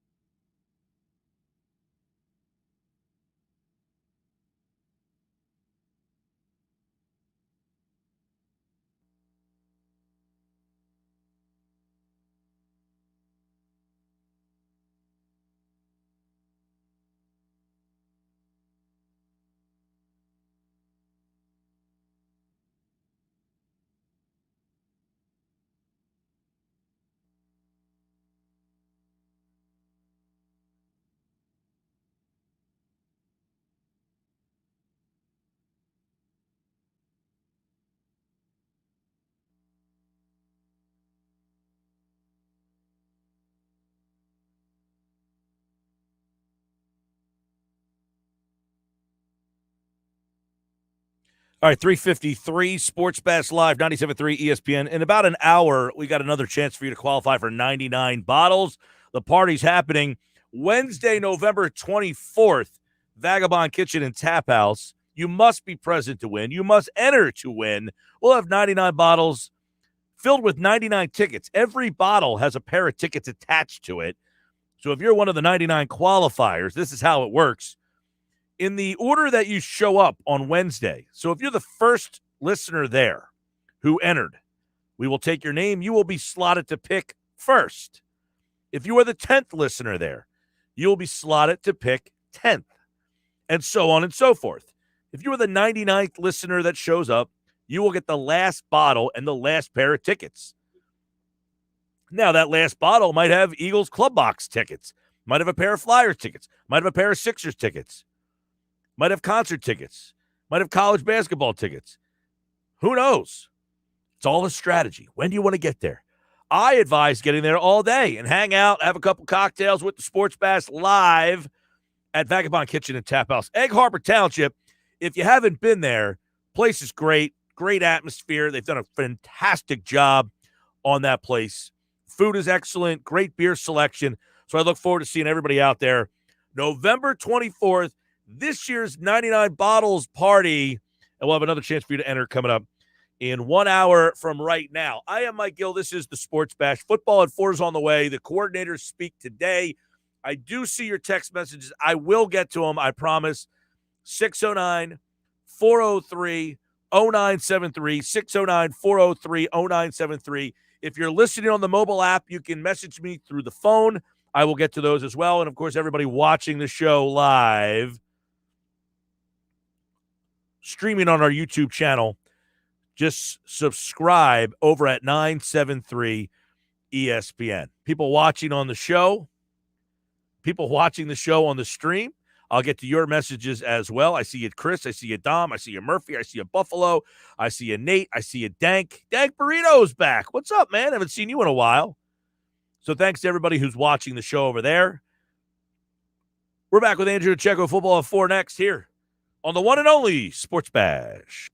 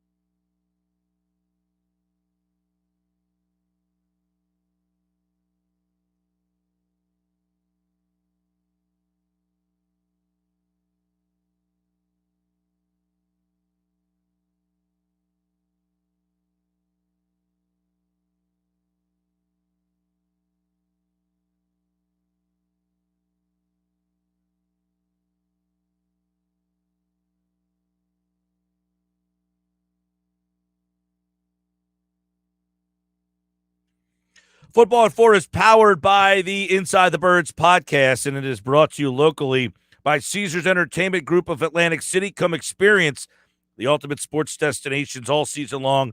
Wild Wild West, Tropicana, Harrah's Resort, Atlantic City. Book your game day experience today. Caesars.com. Andrew DeCecco from InsideTheBirds.com is here as he is on Tuesdays for Football at 4 as we look at the Eagles' loss one last time to the Los Angeles Chargers. Andrew, let's start off with would you at the end of the day, would you say this is a disappointing loss by Philadelphia? Well, anytime you lose a game is obviously going to be disappointing, but you have to look and see the positives in that game, Mike, and I thought that they showed tremendous growth in certain aspects of their game, certain areas that they needed to improve that were really glaring deficiencies earlier in the season. But there's still some troubling trends that you're seeing with on the defensive side of the ball that need to get ironed out, even with a favorable slate of games coming up. All right. Yes, 84% passing completion, fifth quarterback who's gone over 80%. Why is this continuously happening to this defense? Well, it's with the good quarterbacks. If you notice, all 5 of those quarterbacks are on the upper echelon in the NFL, but that's obviously no excuse. I mean, quarterbacks are sitting back and they're dissecting the Eagles' secondary, and they're taking advantage of the ineptitude of the linebacker position. And also, Mike, they're not getting any pressure from their front 4, which going into the season, many depicted that group to be one of the best in football. I think you're starting to see that they need to sort of find a way to invigorate that group in the offseason and add some young talent in there with some of their high draft picks, because they're just not getting enough production pressure outside of Javon Hargrave, who, by the way, has not had a sack since week 5 in Carolina. Yep, I mentioned that earlier. I'm glad you brought that up because I want to get into that in just a little bit. But as you wrote about, a lot of people are going after Jonathan Gannon. Fair or unfair? You said he made adjustments. They did change some looks. They did do some things. So is this a coaching issue or do they have a personnel problem? I think it's a little bit of both, Mike, because these losses have really shown what a difference a few months make, right? I mean, going into the season, many thought that they got some value signings in Anthony Harris, who only 2 years ago led the NFL in interceptions, getting a guy like Steve Nelson, who has been a competent player everywhere he's gone. So you pairing him with Darius Slay, you have one of the better cornerback tandems that the Eagles have had in probably a decade. And Alex Singleton was looked at as a player that was a terrific find, and you thought that he was going to carry his momentum from last season over. So little adjustments, Mike, in personnel-wise, but many thought that the defense was going to be at least a little bit more formidable and giving Jonathan Gannon some pieces to work with. However, over the past couple of months, you started to see the glaring inefficiency from the linebacker position, no matter how they decide to dress it up. Obviously, now they're seeing a little bit more production with putting T.J. Edwards and Davion Taylor there. The back end, to me, is a little puzzling because you do have a lot of veteran players back there, and they've all played a lot of football, and they're not as bad as what they're showing or what the stats would indicate. I mean, these guys have played a lot of football. So Jonathan Gannon, in my opinion, has got to find a way to maximize the players that he has, because this is a winnable defense based on personnel, what they have, Mike. Obviously, the linebacker position is less than ideal, but to be able to just to sit back there and have and provide such little resistance for these quarterbacks, I mean, I can't help but look at Jonathan Gannon and say, I mean, you have to figure out a way to utilize some of your players better. Now, he spoke just a little while ago, and he said, this isn't an alarming. He said it's definitely fixable. I wouldn't say it's alarming. Do you look at this and say it's fixable? Because it appears that he tried to do something. He blitzed more. I think they blitzed about 19% of the time. He changed his coverages a little bit. So is this fixable with what he has? No, not this season anyway. Not 9 games into the season. If you haven't been able to correct the issues and the flaws, it's probably not going to happen this year. And that's just looking at it realistically, right? I mean, you have the personnel that you have. You're not going to. There aren't any reinforcements out there that you can throw into your lineup, and it's going to all of a sudden allow him to call things differently and give him a little bit more flexibility in his disguises and things of that nature. I mean, this is what he has to work with, but he's a defensive coordinator, Mike. This is his job to assess what he has and figure out a way to maximize the talent on that roster. The talent on that roster, obviously, as you mentioned, Slay, Nelson, he was asked today, hey, that what's the apprehension with playing more press man? And he said, yeah, we do play press man a little. Should they be doing more? Would you put more on the plate of Slay and Nelson? Absolutely. I mean, you have to at this point. I mean, what do you have to lose? I mean, obviously his whole philosophy is preventing the big explosive play. But I mean, you have to, once you see a quarterback stand back there and complete 84.2% of his passes, you have to look at it and say, okay, you know what?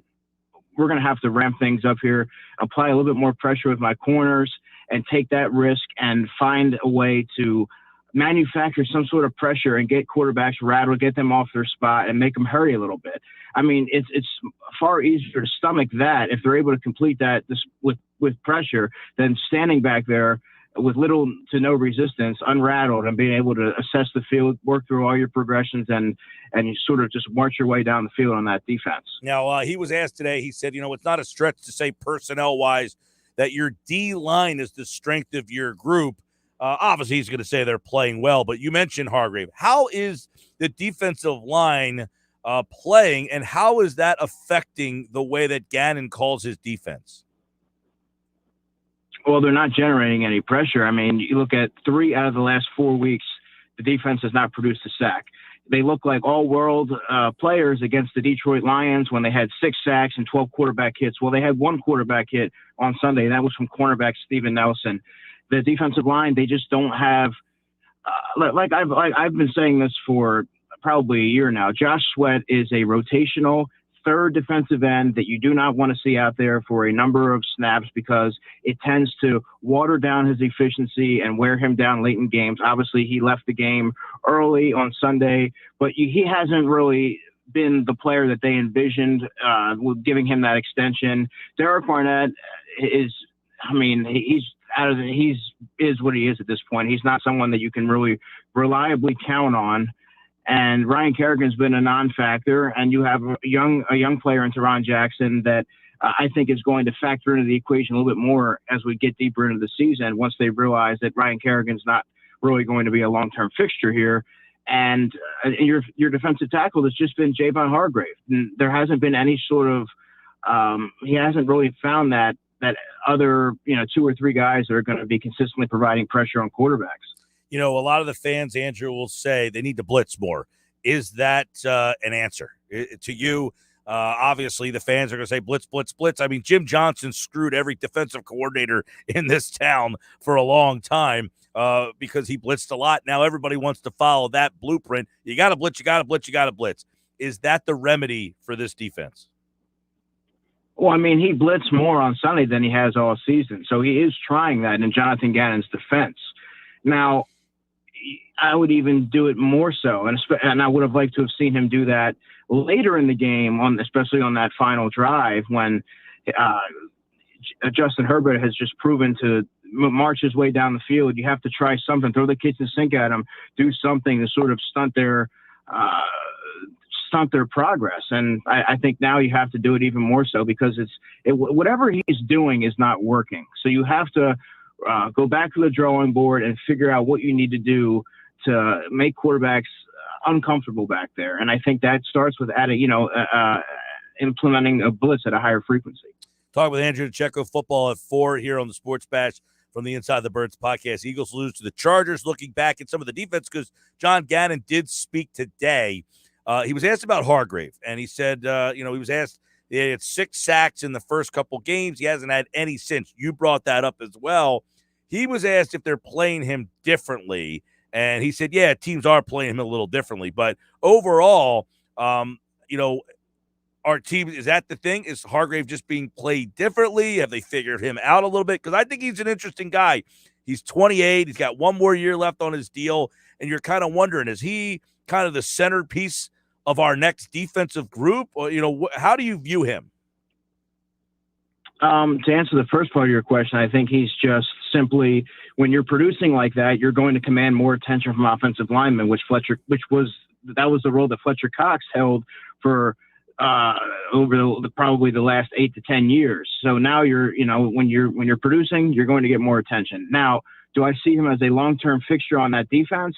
No, and I think that's why it's so important to get Milton Williams more snaps, because I do think that they envision him being a starter at the defensive tackle spot. Granted, he also has seen some snaps at the end spot, and they need to see what they have with some of their younger defensive linemen, Marwan Tuipulotu and Teron Jackson as well. But I think right now, I mean, you got to remember Fletcher Cox and Hargrave are getting a little bit longer in the tooth. They both have a very high price tag. So moving forward, when you're looking to revamp a roster, particularly on the defensive side of the ball, and possibly on you're getting all over on the offensive line, you have to start making changes somewhere. And I think when you look at the price tag that both he and Fletcher Cox command right now, I think you need to sort of plan on transitioning away from them.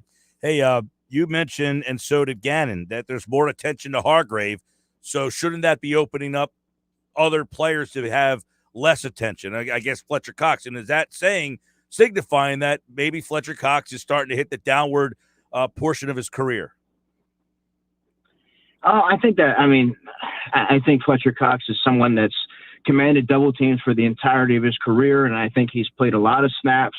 There hasn't been a lot of guys next to him. You look at Tim Jernigan, they brought him in to be someone that could be a sidekick and take some of that pressure off of him. He was hurt for most of his time here. There was constantly a revolving door of players around him, and I think that forced the Eagles to give him a lot more snaps than they wanted to over the past, with 3, 4, 5 years. And I think that's just a product of the player getting older and a little bit of wear and tear and tread on the tires. But he's still an effective player. I just think that it's up to Jonathan Gannon to figure out a way to maximize it. And when you're reading between the lines of some of the comments you're hearing after the game from guys like Fletcher Cox and even Javon Hargrave last week when he said, "I'm not the defensive coordinator." I mean, you can't help but wonder if if those two guys are saying that, you have to wonder how many other players feel a certain way about his scheme. And I mean, I think there's something to be said for that. Yeah, that's not good. I want to flip the offense. Steichen speaks today. I don't know how much he factors into the offense at all, but what did you think of the game plan? Because, we've been very critical, certainly myself, of Sirianni's play calling and game plans. Now, I'm not asking for 40 rushes a game, but I'm glad that he has learned that, hey, this might be who we are. So what did you think of the game plan? Was it a game plan that gave them a chance to win? Yeah, it did. I mean, they opened the game with a 3-yard carry from Boston Scott. And then on the second series, they got away from it. Obviously, they were backed up on their own 1-yard line. But that whole drive stalled on that deep throw to Quez Watkins. That's not a high percentage pass. I thought that they should have lined up under center, pound the ball with Jordan Howard, get them some breathing room. And obviously, the drive ended with a 3-yard carry from Jalen Hurts on 3rd and 10. But after that, Mike, you started to see them really lean on the running game. And Jalen Hurts, outside of a couple misses on his throws, I thought that he really made the proper reads, threw with anticipation, threw with accuracy. You're starting to see that connection with Devontae Smith rekindled, which is encouraging. Yes, he only completed 11 passes out of 17 attempts, but I thought he moved the offense efficiently. And I think if the offense had gotten the ball back at the end of that game, I think they score and tie it up. I guess the follow-up to that question really becomes, is that their identity? Is that who they need to be? They got a schedule coming up that has a lot of winnable games. If they go in with that game plan can't run the ball 40 times, but if you say, hey, our identity is we want to run the ball first and then play off of that, is that a formula for them to win some games? Yeah, I mean, it is. Especially you have to do that to keep defenses honest, but you also have to look at the Chargers were one of the worst run defenses in football, and you need to take advantage of that and exploit that and not put so much pressure on your young quarterback. By leaning on the running game, you're getting a number of different guys into the presenting matchup issues with Kenny Gainwell and Boston Scott and Jordan Howard, but you're also allowing Jalen Hurts the game to slow down for him a little bit, a chance for him to really instead of pressing, he's able to make the proper throws, and he's not having to shoulder the entire offense. It's a big ask for a young player, and I think being able to go to the run game has allowed him to take a step back. Yeah, and my follow-up, I guess, was going to be, is the running thing more that, hey, this is what we're good at, or B, that are they telling us that they don't have as much trust in the quarterback as maybe they want to? I think the second part, your second part of your question would be the flashy answer, but I think it's more so you have to go when you go back to the drawing board and you see what do we need to do to establish a rhythm on the offense. Well, it's running the football. You have a number of running backs. Well, let's use them. And then all of a sudden you're starting to get turn out these first downs, and your quarterbacks, you're not doing these 3 and outs, and your quarterback's being able to make the proper throws. And I think it's just a much more balanced approach. And I think that's more so the coaching staff having to hit rock bottom against the Raiders to really be like, okay, what do we need to do? And I think they really started to commit to the running game and alleviate some of the pressure from Jalen. And I think it's been a good balance and a good marriage there. Now you're going into next week. Vic Fangio is a tremendous defensive coordinator, so he's going to try and take away the running game and make Jalen Hurts beat him with his arm. So that's something that the Eagles are going to have to prepare for. But going into this week, I think they've found a winning recipe. Now it's all of a sudden, can the defense play complementary football to kind of find that balance. Yeah, and I know that it's going to be interesting when Miles Sanders is back and then Jordan Howard, that whole situation. You really have 4 guys who could have a role in this offense, but you don't have enough touches for all 4 guys, right?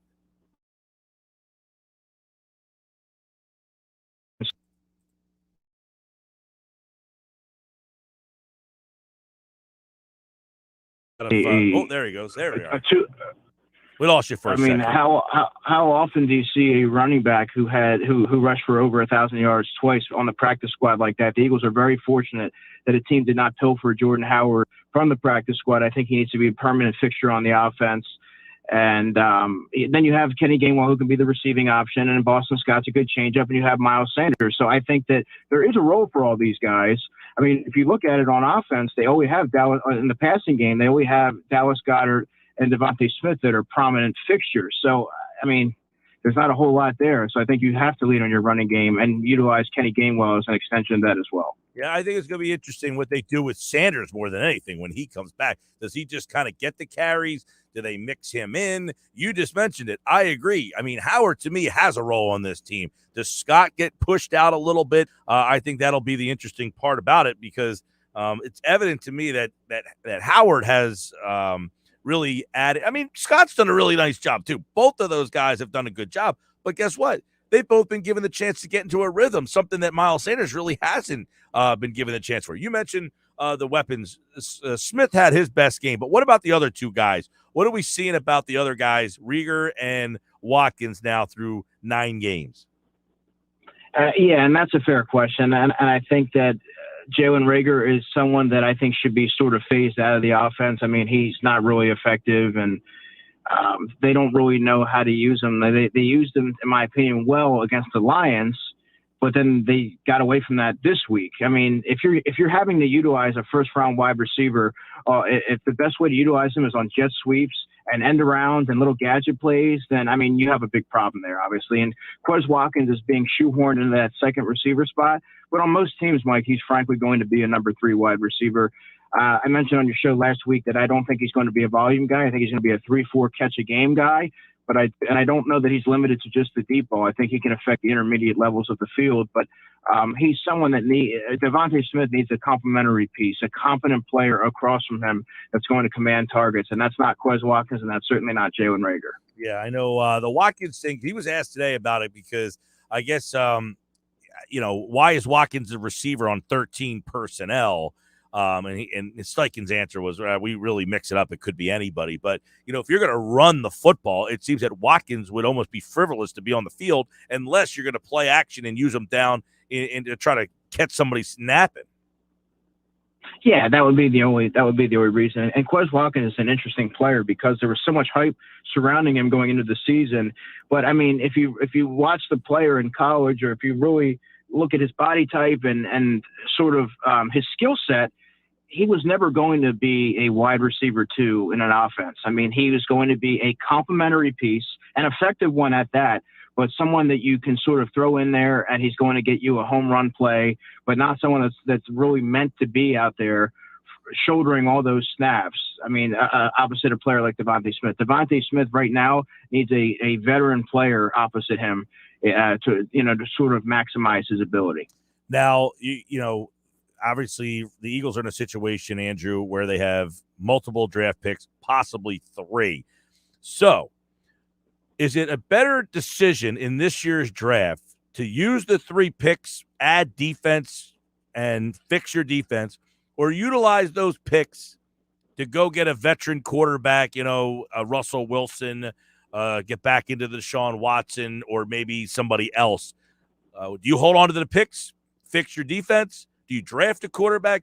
How do you play that in your mind with where this team kind of is stuck right now? In order to build a team the right way, Mike, you have to keep your picks and build the defense. If you look at it right now, they are fundamentally flawed. They don't have a lot of young players to hang their hat on. There's going to be some really, really top-end pass rusher at the top of this draft. And, I mean, there's that safety Kyle Hamilton from Notre Dame, who I like a lot. There's a lot of players that can really step in as rookies and help that unit. I don't see what adding a Russell Wilson or a Deshaun Watson will do if your defense is going to continuously surrender yards and be able to let a quarterback dissect them over and over again. You're asking a quarterback to really give them a chance, it's going to have to put up 35 points a game. I don't think that they're in position right now to contend. So adding a veteran wouldn't make a whole lot of sense. I think they need to start to add a lot of young building blocks on the defensive side of the ball and start to build it the right way. Well, you just said something that's interesting, that there is a lot of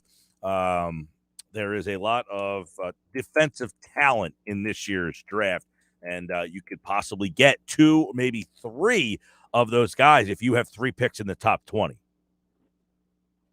Yeah, I mean, you can get a player on each level. I mean, really, there's Stingley, the cornerback. There's Aiden Hutchinson, the pass rusher from Michigan. There's a lot of players that they can really grab that are going to make an immediate impact, and guys that are going to be able to be big-time playmakers for this football team for the foreseeable future. So dealing away these picks while they have such an opportune spot to invigorate the roster with young talent would be malpractice, in my opinion. All right, Andrew DeCecco, Eagles lose. They fall to 3-6. They'll play Denver this week. We'll start to look ahead to the Broncos, who just Rochambeau'd Dallas on Sunday. So they're coming off a big road win, and Andrew will be back on Thursday to kind of give us the matchups that he's looking for in that one, and that will be on Thursday's edition of Football at 4. All right, Andrew, take care, man.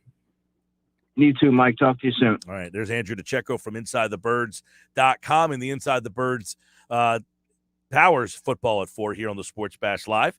You can hear Jeff Mosher tomorrow, Adam Kaplan on Friday. It's brought to you by Caesars Entertainment Group of Atlantic City. Come experience the ultimate sports destinations all season long. Wild Wild West, Tropicana, Harrah's Resort, Atlantic City.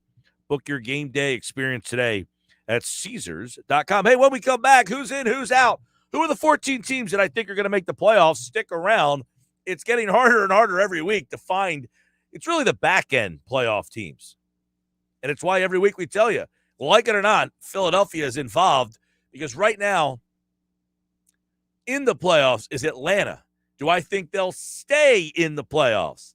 Find out coming up next here on the Sports Bash. And don't forget, at 4:55 today, we've got 99 bottles. Another chance for you to enter the 99 bottles party. Listen for that sounder. Our Find 5, Ugly 5 tomorrow. 5 best, 5 worst teams in the league. But coming up next, who's in, who's out, plus a Tuesday with Thompson with the PT still to come.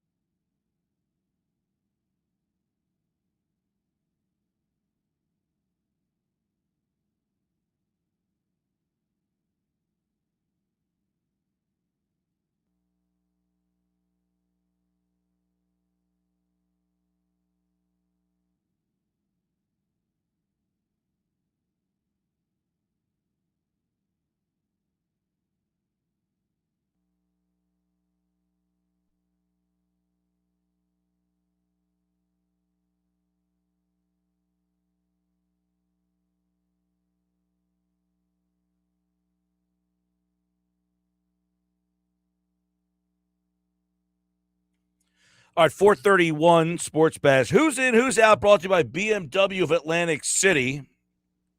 Closer than you think. Online, BMWAtlanticCity.com. Odell Beckham went unclaimed on waivers. He's now a free agent. So he could sign with whoever he wants. And there's reports that he wants to go to a winning team. So we'll see if any winning team is interested in such a receiver in Odell Beckham Jr. Sports Bash Live, 97.3 ESPN. I'm Mike Gill. At Mike Gill Show on Twitter. It's time for who's in and who's out. These are my NFL playoff teams. These are the 14 teams that I think will make the NFL playoffs. It is getting more difficult, mainly because a lot of these teams aren't very good, Josh. That's the problem I'm having. Well, it's not like clear cuts. Right. And the problem is that they all have about the same records, too. And they all have about the same difficult schedules, too. We reviewed that last week. Well, you know, it's funny. You mentioned difficult schedules. It's because everybody's mediocre. There's no, like, you know, they're playing this team. I can see it. Almost every game can go either way. Right. So that's kind of the issue that we end up having here. And look at all the upsets we had just this past week. I mentioned it on Sports Bash Saturday. It was like, I'm used to upsets in college football. I'm not used to these kind of upsets. Not like this. This is different. All right. In the AFC East, I'm going Buffalo, even though that's only a game now. It's only a game difference between Buffalo and New England. New England's won 3 in a row. Yeah. I'm going Ravens in the North. Safe. Is it? Yeah. Everybody in that division has a winning record. They're all within one game of each other in the win column. There's only one team that hasn't had a horrible loss this year on that list. That's the Ravens. Bengals lost to the Jets. Who did the Ravens lost twice? Wasn't one of their losses a bad loss? They lost to the Bengals 41-17. Yeah, but the Bengals are a good team. I mean, debatable. losing teams. That's debatable. Okay, fine. The point is that you just said all those teams have a winning record. 41-17 at home. Yeah. Well, again, the Bengals have a winning record. The Bengals lost to the Jets. Right. South Tennessee. Tennessee right now is the 1 seed. I was going to say, do you really have another option in the South at this point? I mean, Jags, They're 3.5 games. They're 3 games up on the Colts. Yeah. Colts. Good luck with that. You went Jags. No, I said the Jags are meh. Can't go with them. Well, they're not even, I won't even mention them. I mean, they're not in this. It's either Indianapolis or Tennessee. And Indianapolis is not, they're not making 3 games up. Tennessee's really good. I want to know if the Colts are even in your playoff race. That's what I'm looking forward to. Last week they weren't. The West is up in the air. All 4 teams have 5 wins. All 4 of them have 5 wins. Chargers 5-3, Raiders 5-3, Chiefs 5-4, Denver 5-4. How am I supposed to pick one of those? Who do you have the better feeling about? I don't like the Chargers defense. I think they're rotten defensively. The Raiders, I mean, he lost to the freaking Giants. Yeah. It's bad luck. By the way, just went turnovers were bad in that game too. Denver just went to Dallas and punched them in the face, then punched them in the gut, and then pushed them over. Like that fight in Rams-Titans. Did you see that fight? Yeah. The guys in the crowd. That guy, he should be calling Dana White.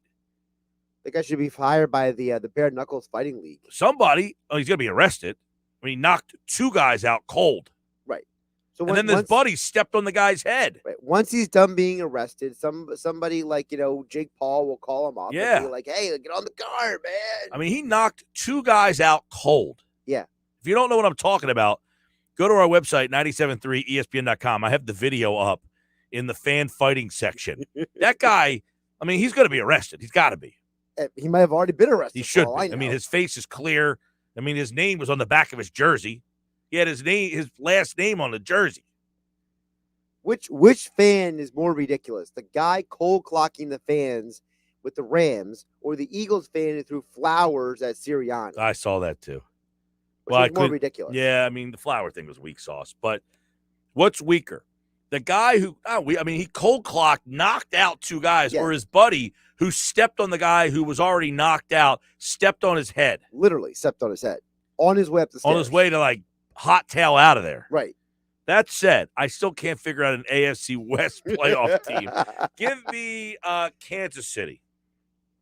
You trust Mahomes more than the others. Going back to Kansas City. I think Andy Reid will get trust it right. Andy. You know what Andy does. They've won 2 in a row, even though you got to win bad, ugly games in the NFL. It happens. Well, hear about this, Mike. Look at who the coaches are in that division. Brandon Staley's a first-year coach. He was terrible, by the way. I thought Sirianni undressed him, and people were talking about, Lurie scared away Staley. I'm thinking, thank God. Right? He was terrible managing the clock late in that game. My God. Like, this is what people, like, they won a couple games, and then the report comes out that Staley was scared away by Roseman. Maybe Roseman was scared away by Staley. Right? By the way, Rich Bisaccia is still the coach of the Raiders. Let's remember that. Yeah, look, Andy Reid is head and shoulders the best coach in that division. Right, and I was going to say, Rick Fangio is the most famous nickname of all coaches in the NFL who hates his nickname. Which is? Fangs. I never knew that. He hates that nickname. I never even heard it before. Yeah, he was called that for years, and he used to tell players, I hate when people call me that. All right, last week I had New England. I'm going to stick with them. I had New England at the beginning of the year, by the way. Yes, you did. I remember that.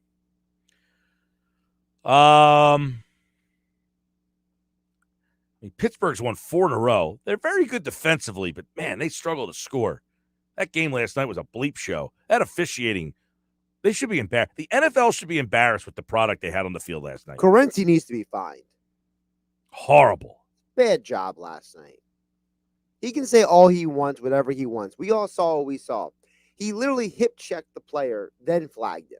Terrible. Like, how do you do that? It was I've so never bad. seen that in my life. The whole sequence, though, the whole last 5 minutes of that fourth quarter was an embarrassment to the league.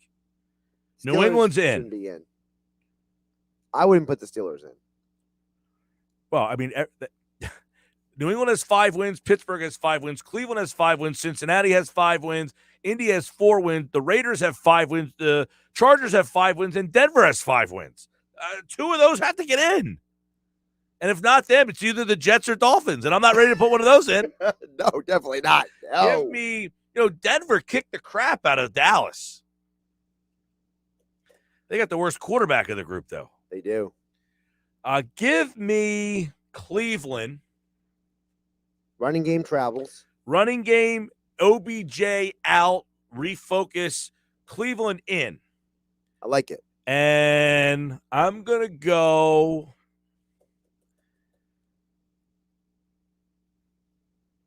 Last week I went Vegas, then they lose to the Giants. I can't put you in. You lose to the Giants. I'm sorry. I'm going to go Denver. Denver's 7 in. seed. Denver's a 7.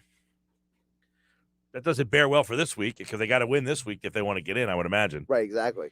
Maybe I'm changing my mind on that. What if the Eagles go to Denver? I haven't even started the NFC yet. Go ahead. What if the Eagles go to Denver and beat Denver? Then what's the conversation going to be next week? Right? I'm going to have to change it again. It just shows you the nature. Like, people keep screaming, the Eagles playoffs. Are you listening to some of these playoff teams? These teams are dogs.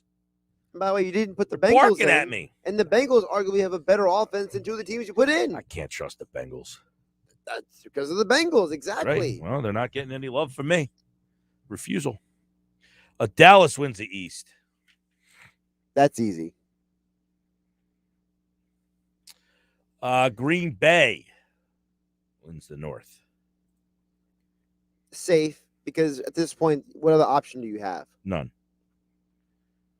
Tampa Bay wins the South. I mean, I can't trust any of the other 3 teams. Nope. I mean, that division has a 6-win, a 5-win, and 2 4-wins. I still can't trust them. MC Hammer speaks. And then I'm going to go with Arizona. I think so.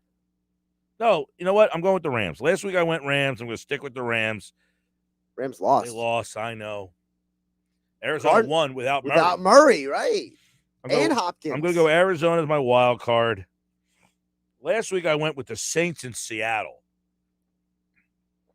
So we go back to this game again. Right now, Atlanta is in. Wilson is back this week. Wilson is back. They play Green Bay. Now, apparently Rodgers said today there's a very small chance he plays.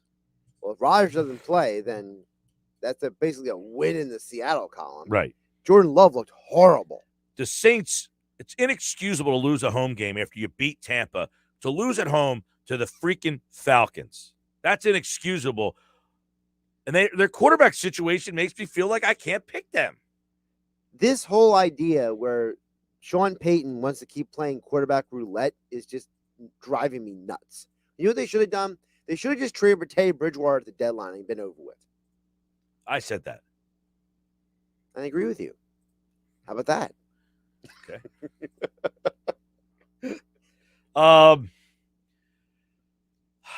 right, these are your options, everybody. I need you to help me out because I keep getting yelled at when I say Philadelphia has a shot. Atlanta's 4-4. They are currently the 7th seed. That is correct. I can't go with them. That team's not a playoff team. I'm sorry. They have a horrible defense. They've given up 200. And you think the Eagles' defense is bad? Atlanta's given up 220. Philadelphia's given 218. And they gave up 40 twice, Philadelphia. Yeah. Atlanta's defense I can't trust, and they lost at home to Philly 32-6. I can't vote for you. I'm sorry. Carolina has 4 wins. They're next. That team ain't making the playoffs with Sam Darnold. I'm sorry. They're not a playoff team. They're not a playoff team now. Nope. Because Darnold can't get out of his own way, and your backup quarterback is P.J. Walker. All right? They're the 2 4-win teams. The next group of teams, they all have 3 wins. Minnesota has lost 2 in a row. Now, they played well against Baltimore last week. But they lost to Cooper Rush and the The Cowboys. problem I have with Minnesota is their offensive line is so bad, and that prevents them from being competitive every week. That's my problem with them. Mike Zimmer's on the hot seat up there. They keep saying that, It's time. He's like got the it's like the Andy Reid syndrome. He's been there long enough. I would say it's like Jeff Fisher. Jeff Fisher's in a place for so I mean, long. he's not quite he's on the same level as Andy Reid. I would say it's like Jeff Fisher. Chicago Bears. They left me somewhat intrigued last night that Fields is starting to click a little bit. But other than that, you think the Bears are a playoff team? No. All right.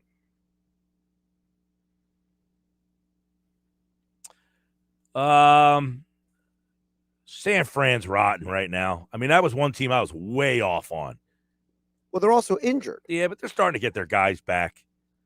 I mean, who's hurt there now? I mean, they got a lot of guys back. They're just not good. A couple O linemen are hurt. Seattle is a 3-win team. I would rock with Seattle, but that's just me. Seattle's getting Wilson back. Their defense is pretty good. I feel like Seattle's got to be one.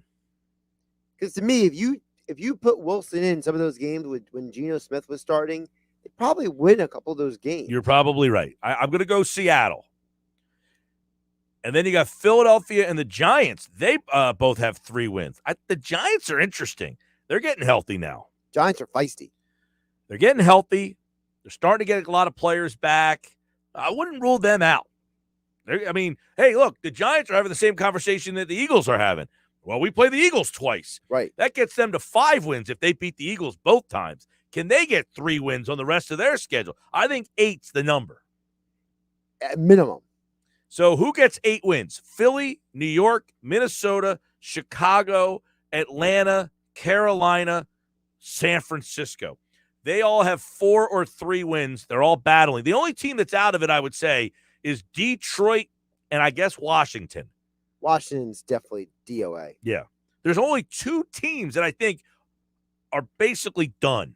Everybody else is within 1 win of the playoffs. So I'm going to go with New Orleans because they have 5 wins right now. They also have a good defense.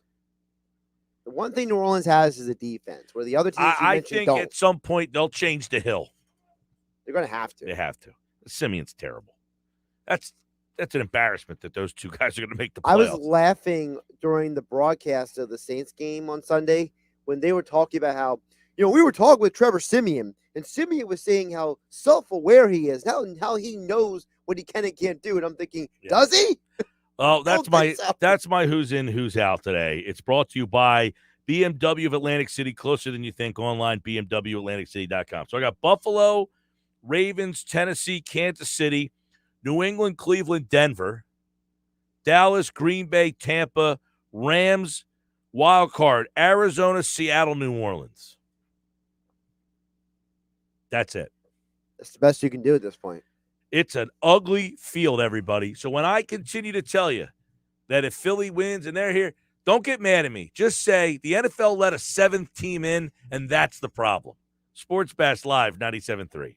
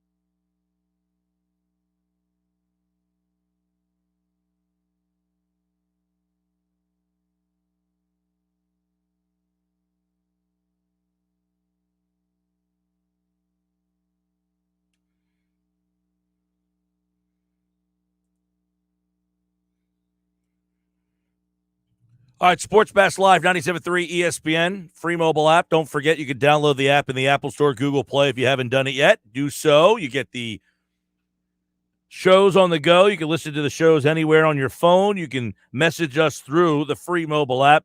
You can read all of our great content over at 973ESPN.com through the free mobile app. I'm Mike Gill. This is Sports Bash Tuesday show.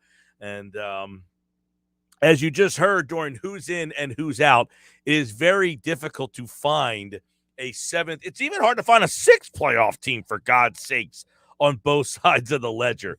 Dan from EHT, can the Eagles get to the magic number of 7 wins? 7 and 10 possible playoff spot. Pathetic. I think it's going to be 8. I think 8 is the number. I think 8 and 9 is going to be the number 7 seed. What do you got? Yeah, I got 8 wins as the 7th seed. I think 8 wins is the threshold. Whoever gets 8 wins, they're in. And I think it comes down to that, because at the end of the day, we're seeing way too many teams lose the games they shouldn't lose, and it's going to dilute everybody's record. Yeah, well, you got teams right now with 3 and 4 wins. A 4-win team is currently in right now. So you're halfway through the season, and you got a 4-win team in. You're more than halfway through the season. You're Right. at the 10-week mark. So you have a 4-win team, and you already have a 4-win team that is currently in. Terry and Galloway. Mike, you could give John Gannon, Reggie White, Lawrence Taylor, Rod Woodson, Darrell Revis, and Ray Lewis, and he'd still give up a 12-minute, 13-play drive that results in a touchdown. I disagree with that, because you know what those guys would tell him? Well, Gannon, shut up. We're running the defense. I would say this. Ray Lewis would have trouble in today's game. He'd be a little slow. He's not a great coverage linebacker, and teams would be picking on him pretty good. But he could run the defense. LT, how would LT be in today's game? LT would get 20 sacks a year. Then you'd also get about 10 fouls on the quarterback. Exactly, right? That's an interesting, like, we talk about in basketball, like Karl Malone. Would his game translate to today's game? Probably not. Probably not, yeah. But how about the players of the football past, like Mike Singletary, Ray Lewis? Well, Mike Singletary was fast, people realize. He was a small, fast guy. He wasn't a big guy. So I could see that working. That's an interesting conversation we'd have to get into. Like, write that down. We'd have to get into that in March, when there's not a whole heck of a lot. With the week of the tournament. Yeah, sometime where it's just like, what's going on today? Maybe when the world shuts down again, we'll bring that conversation back. 99 bottles. Here we go.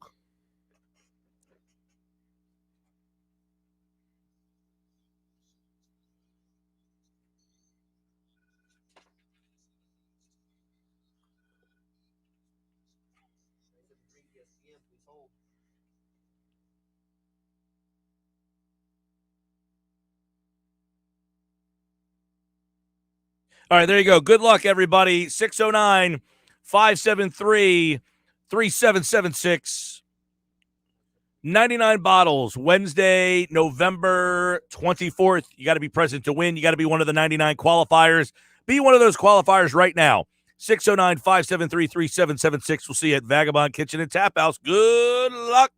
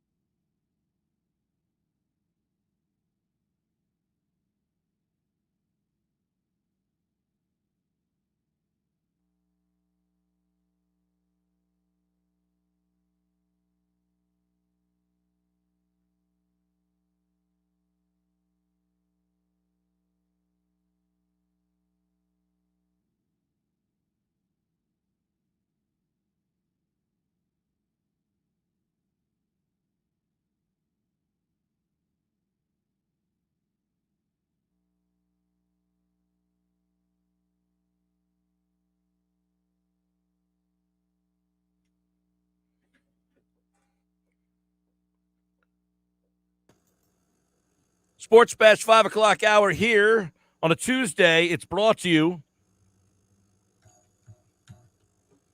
by Matt Blatt Nissan, the all-new Matt Blatt Nissan, Black Horse Pike, Egg Harbor Township, next to Home Depot, online, mattblattnissan.com. I'm Mike Gill. Don't forget, coming up, we've got 2 more chances tomorrow to qualify for 99 bottles. But, Josh, who do we have that will be at the 99 bottles party on November the 24th? Who's going to be there with us? We have Herbert in Millville. Herbert in Millville. Michael in K-May Courthouse. All right, Michael. I like that name. Michael is very happy he finally got in, by the way. Michael in Cape May Courthouse. I hope you come say hello. And then James in EHT. All right, James and EHT, congratulations to Herbert, James, and Michael. You guys are all going to 99 bottles. You'll be there. It's Tuesday with Thompson. The PT is here. And how are you, Peter? It's good to see you, my friend. I can't get over how fancy this background is. I mean, you made up a whole thing for me, and it's got my name on it and everything. I mean, yeah, dude, we've upgraded the graphics package for the people that are watching online. So it's not just you that are getting the graphics. Well, I'd like to. You could have lied for a second and acted like it was for me. Yeah, like when Jeff Mosher's on, it looks like that, you know. Oh, okay. You got any more? Yeah, you want to see some more? You got Paul Hudrick. Oh, hold on a second. Looks a lot like Jeff Mosher. Oh, hold on. There we go. Hold on. I hit the wrong button. There we go. Paul Hudrick. You're Paul Hudrick. Oh, very good. Okay, now you're Casey Joyner. Oh, nice. One thought every game. Now you're Jeff Kerr. Ooh, very good. Now you're Jeff Nadeau. Hey, I think Jeff Kerr nailed the score. He did. Right. You used to do pick the perfect score. He would have won the diamond. He would have. He hit it right on the nose there, that Jeff Kerr. He's good. Yeah, nice job by him. That's why they call him an expert. So what'd you think of the game? Were you disappointed? Like, this team doesn't have a lot of expectations. I know you want them to win. I'm not saying but Mosher's point was that they've made progress. Is that enough? They did make progress, but no, it's not enough. I mean, you got to win a damn home game. It's the only the 7th time in franchise history that they haven't won a game at home yet. They're 0-4 at home. They're 3-6 overall. And I mean, listen, I don't believe in moral victories. Okay, I agree with a lot of your people. I agree with Andrew DeCecco that there were some positive things. I agree that, Jalen Hurts did some nice things and Devontae Smith connected with him again. And I thought they ran the football, and that was evident that I was in the stadium. I was there, right? Section 135. You let out a Bronx cheer when he handed the ball off, the first play of the game? No, kind of. We were just happy to see him doing what the game plan should have been, which is worst rushing defense in the league, run the ball. Okay. That said, it's really hard to take positives out of it when you don't, when you're making every damn quarterback look like Johnny Unitas. I mean, that's the part that killed me the most is, the Eagles go down, they score that Hurts to Devontae Smith. I think there was about 6:07 left or something like that. And my father leans over to me and says, Peter, that is way too much time. And he was right. I mean, they just dinked and dunked, as Casey Joyner likes to say, their way down the field. And all day, they had no answer for Keenan Allen. Now, in the stadium, I saw in the arena on the big board that Avonte Maddox had gotten hurt. I did not realize in the heat of the moment, with all the fans around me and all that there also was no Darius Slay out there. So, I mean, you really had the backups to the backups. Well, Slay got hurt on the play that he got called a penalty on. He got called for holding. Awful call, too, by the way. Call. He got called for holding, and then he left at that point, and then he never came back into the game. So what I did, and I rarely do this, but because I was at the game, I came back, and then yesterday I went and watched the entire game again because I wanted to see what I had missed or what they called or what they didn't call or what I thought, and in the stadium, it's funny. I thought there should have been a PI early on the Chargers secondary when they kind of came over the top of Goddard and Goddard was begging for one and they didn't. And Michael, my girlfriend's son, said, no, that was fine. Well, then later on when they called the defensive holding on Slay, which apparently that he ultimately got hurt on too, I thought that was a crap call too. But hey, I'm not blaming Well, I would say this. I'm not one to be like referee, yada, yada. What I will say is the broadcast also thought that it was a very weak call against Slay. I agree with that. And you know, the biggest thing to me, though, is like that passing percentage that you're talking about. These guys, look, some of the guys are very good quarterbacks. I get that. But some, like, all of the guys who have absolutely ripped them, they are all in the upper echelon. I would say they're all in the top 15. Yeah, Derek Carr, Tom Brady, Patrick Mahomes, Dak Prescott, hate to say it, but Dak Prescott, and now Justin Herbert. And, you know, I heard Ray Diddy, making a point on postgame, because, again, I went back and watched every single thing about the fact that the Eagles don't disguise their defense. And I think Gannon was asked about that. Like, couldn't you sort of set up pre-snap one way and then when they snap, do something else? And to Didinger's point, that's what Baltimore did in their win over them. That's what the Patriots did in their win over them. That confused, you know, Belichick and who's the Ravens defensive coordinator, whoever it is. I mean, they both Martindale. They both Wink Martindale. I'll take tic-tac-toe, please. Didn't you know that, you know, you got a younger quarterback? Let's try to, like, make it a little more challenging for him so he doesn't just get to set his feet and throw. Here's the thing, okay? And I went in on Gannon yesterday, and look, I think he has a lot to do with some of the issues here. However, you know, doing a little bit of talking and watching and going back, you know, apparently he blitzed more, he disguised more, he did change his defensive looks around, and they just were still getting him. So the question is this a personnel problem or is this a coaching problem? Hey, look, to me, he might have changed in disguise and done some things. He still hasn't done what this team needs to do, is put more on the plate of his two corners, Nelson and Slay. But here's the problem. Slay went out, and so did Maddox. So he blitzed more in the first half when he had those two. When he lost those two, did he go back into safe mode? Yeah, absolutely went back into safe mode. And it's funny because when he's asked about that today, he's saying, like, look, the front is married to the back and the back is married to the front, and that you can't isolate one with the other. And, you know, I mean, I believe our former colleague asked him that question about, look, everything blends together. Where can we be aggressive? You know, situationally, where do you take those chances? Where do you align people? You could disguise it. But, and then he actually gave an anecdote and said, I got this from the players. They came and said, that's all cool, but I have no shot to make any play in the middle of the field because I'm coming from the line of scrimmage. So the disguise is great, but you're hamstringing me to be able to make plays. Now, I ask you, Mike Gill, a quote like that, did he get that from the players in a different year, or is that the kind of thing he's getting from his players this year, which then leads me to believe are his players repeatedly questioning, Coach, what the heck are you doing? Well, and that's something that I think is more and more disturbing, is that the players are consistently week in and week out questioning, hey, why aren't you guys doing this? I don't call the plays. Like that, to me, that answer tells me that they don't like what's being called. I would agree with that. And at the end of the day, you know, and I heard you say earlier too that, you know, Jim Johnson created this animal of blitz, blitz, blitz all the time. And that's how Eagles fans will always want the defense to be. But in reality, whether you call a blitz or not, if your front four can't get home, you're not going to win a lot of football games. And the front four had no sacks. Hey, they looked out. They had a season high 6 sacks against the Lions. Then they go on and play a Chargers team, and they just can't get to the quarterback. They not only did, I guess they did do some blitzes, which I didn't really realize that they did when I was sitting in the stands, but they didn't get home. You know, Fletcher Cox and Hargrave and those guys, they did not get home. Derek Barnett had another stupid penalty. You want to hear a Bronx cheer. You should have heard how pissed off the fans were when that happened.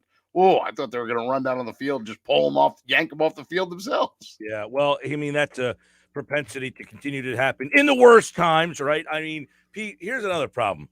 You know, we have all been critical of Sirianni, myself included. I thought that he gave them a chance to win with the way he called the game. I do. Yeah. I thought that he did a nice job of mixing up the run and the pass. And I thought that, you know, utilized the tight end where needed. And, you know, I thought he put Hurts in a position. Look, Hurts didn't end up with like some all world numbers, right? But, you know, 11 for 17, you know, and he missed a throw early too. That was left to right. I'm trying to think if that was Goddard or who he missed down the field that I thought could have been a touchdown if he was able to run underneath it. There was a long pass play that they missed early. But, look, when they tied it up at 24, like I said, he connected with the rookie Devontae Smith. Smith stretches, gets in there. It's tied up at 24 after the PAT. And you're thinking, okay, but then you're also, like my dad said, that's way too much time. And it was almost clinical, or inevitable. There was nobody in the stands that didn't feel like the Chargers were going to come down and score in some fashion. It was the only doubt was it going to be a field goal or a touchdown? And not one, but two fourth down situations in that drive. And neither time could the defense get the Eagles off the field. The fourth down was the QB sneak, and then the other one was Eckler.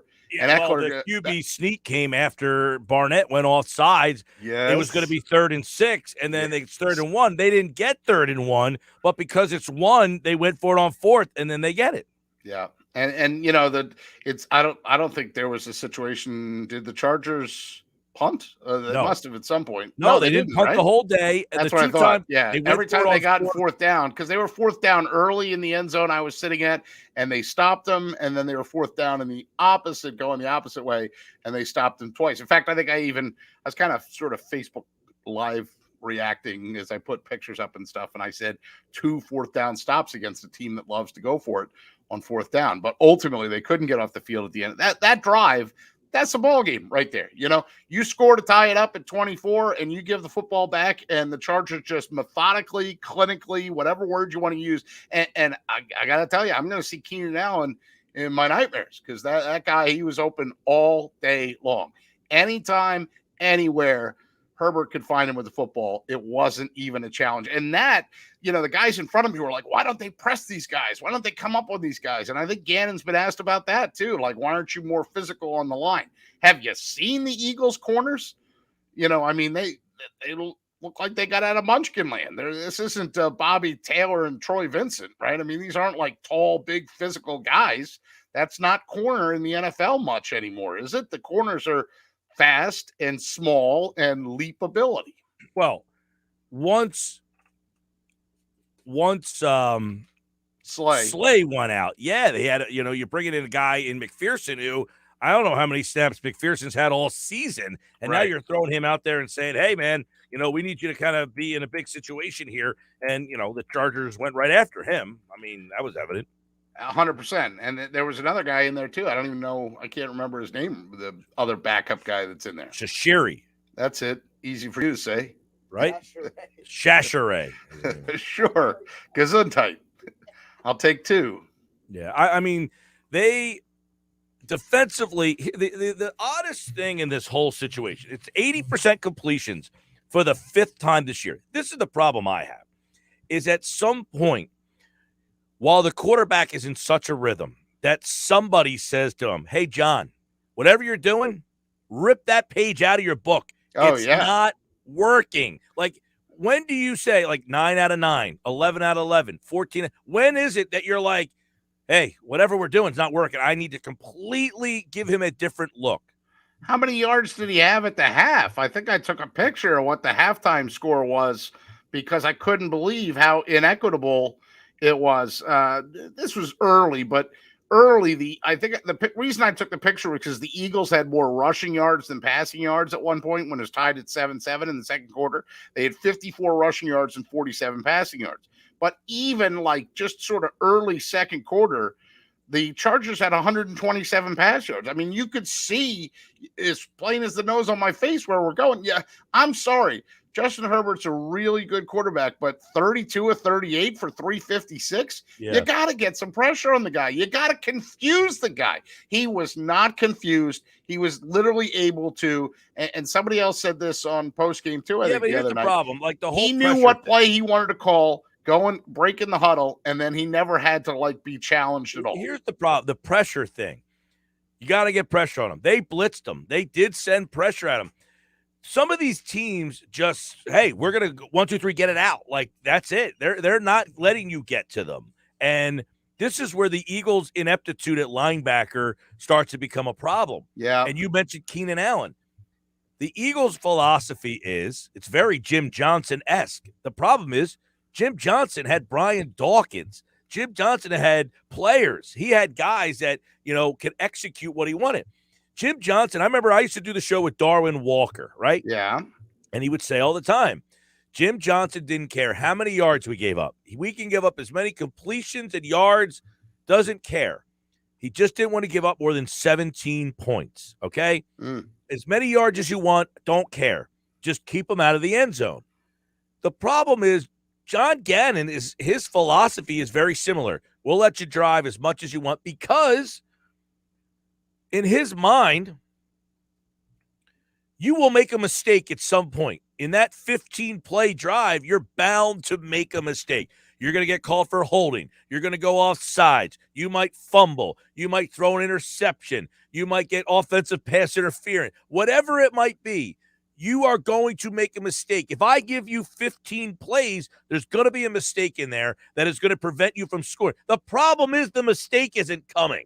Well, and here's the thing, too. Everything you just said is predicated on you making the mistake, right? Everything that Jim Johnson, that's what I'm saying, the other team making the mistake. Everything that Jim Johnson preached and had success with was we will cause that mistake. We will be so disruptive, so confusing, so in your face. That's where the mistake will come from. Not like in tennis, they call it an unforced error, right? You and I are playing tennis and you swing your racket and boom, you hit the ball right in the net. Now, I didn't cause you to do that, right? That's an unforced error on you. But if I hit one that has like topspin and you overrun the ball and you're like, son of a biscuit, right? You don't know why you did it. Then I've actually done something. You see my point? Like the old defenses that were the great defenses, they forced those mistakes. You can't just sit back and think that, they're going to self-destruct at some point in time. Because clearly, here's 5. How many more good quarterbacks are coming down the schedule and down the pipeline? None. Not a single one. Dak Prescott in week 18. That's it. You're right. I mean, the rest of the way, PT. And this is where the rub comes in. They have won 3 games. Well, you haven't. I mean, Matt Ryan's a pretty. They blew their chance. That chance you were talking about, they blew it, man. I would agree, but we kind of thought Herbert is on the level of the other quarterbacks. They made him look like Johnny U, man. The guy couldn't throw. Well, I'm saying he's Herbert of the guys who are left, other than Prescott, who you don't play to the last week of the year. Right. He was definitively the best guy left on the schedule. The rest of the way, you got Bridgewater, Trevor Siemian. Yeah, Daniel I was in transit. How did the Broncos just absolutely destroy Dallas? And it was in Dallas, wasn't it? It was a very Denver crowd. There was a lot of orange in the crowd there. All Dallas fans sold their tickets. Fine. Yep. They ran the ball right down their throats. I mean, Dallas is not very good against the run. They're typically in the lead, so teams don't run a lot on them. The games that have been close for them, L.A., the Chargers, that was a close game. Right. New England, those teams ran the ball very effectively against Dallas. You got to run the ball against them. Dak Prescott didn't look himself. He didn't look himself. Well, on pregame, Scott Grayson told Billy and I that he thought that Herbert had been dealing with a hand issue, and if they could get pressure on him and maybe hit that hand early, that could rattle him. Well, guess what? He didn't look like he had a hand issue in that game. He could have thrown it from there to I-95. He could have thrown it to the damn airport and completed it on runway 7. As my friend Sal Palantonio does, he sends me the blitz stats every Tuesday. I got those in my email today, so I will share them with you, Pete Thompson. Oh, very good. There you go. There is your blitz stats for the game on Sunday. You'll see the Philadelphia Eagles down there towards the bottom. They blitzed 18.9%. Wow. Yes. Don't spend that all in one place. Right. I mean, not that the blitz obviously is an indicator of success, right? Because the Dolphins led the entire league in blitzing percentage. And how did they finish up? Well, they won. Okay. This is for this week. 1 week only. Right. So if you look at the teams that won, Atlanta won. They blitzed 17%. Tennessee won.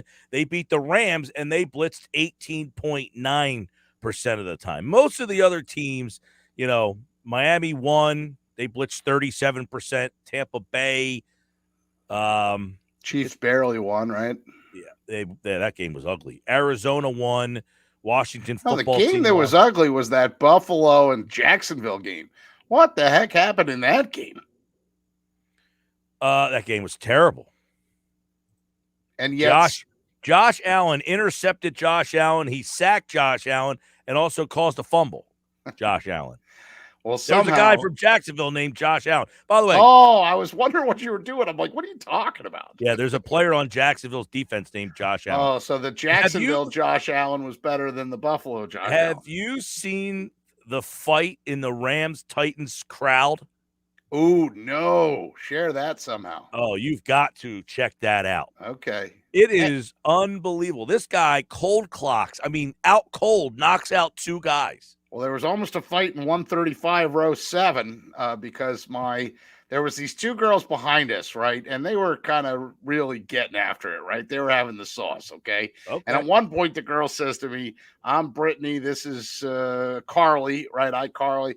And, I've got a 3-year-old. She's got a 2-year-old. This is the first time we've been out, like, basically since we had our kids. So we're really excited to be here, blah, blah. I'm like, oh, I didn't ask any of that, but that's great.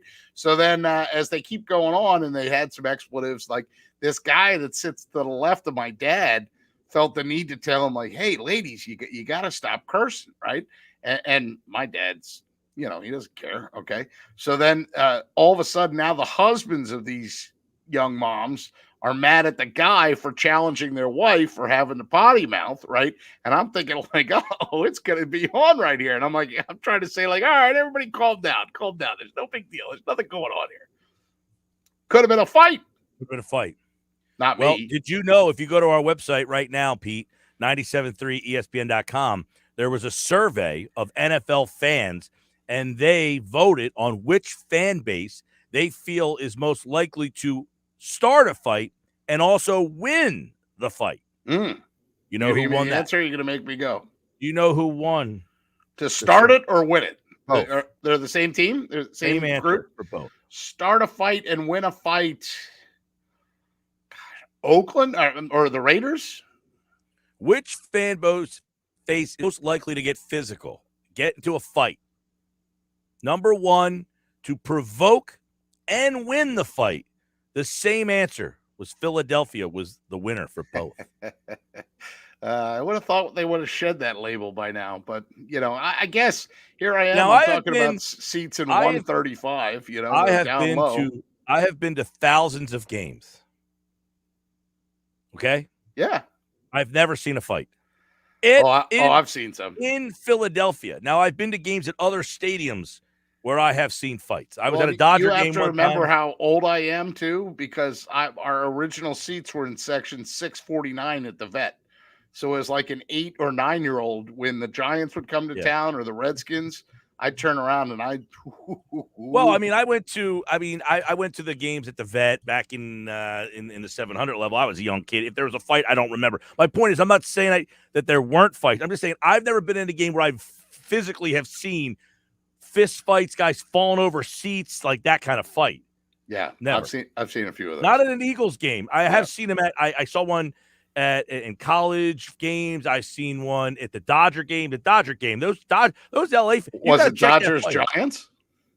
I don't remember. No, it was Dodgers Phillies. I guess I went when I went to the Dodger Stadium. You got to check the fight out. It's on our website. Just Google it. I'll go there right now after I'm done with you. Okay, Pete. Good talking to you. I'll see you. See you, buddy. All right, that's Tuesday with Thompson. Pete Thompson here on the Sports Bash Live 97.3 ESPN, the free mobile app. And coming up, Les Bowen from the Associated Press. He's pinch hitting today for Rob Motti. He'll join us on the other side. John Gannon had some interesting things to say today. Les Bowen is mystified by him. I'm going to see if he could try to explain it for us, because I'm mystified by him too, Les Bowen. He joins us next here on the Sports Bash Live 97.3 ESPN. And the free mobile app, brought to you by Resorts Casino Hotel in Atlantic City.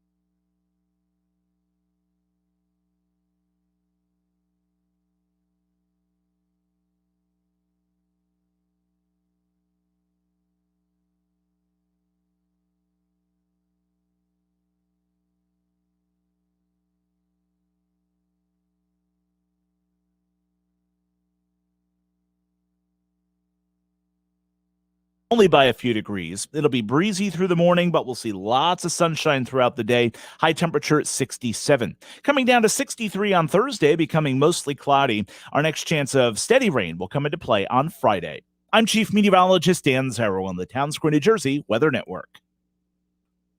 $1 million. Stop searching for four-leaf clovers and take a chance on Powerball today. With a jackpot win, you could have the power to do it all. Anything can happen in Jersey. You can watch the Sports Bash live now on Facebook, YouTube, and Twitter. Search 97.3 ESPN or visit our website, 973ESPN.com. You can listen to the Sixers and the Bucks tonight. Now, the Sixers are going to be like a YMCA type of team. They got a lot of guys missing. Perfect for John Gannon. He would be able to utilize a skeleton crew.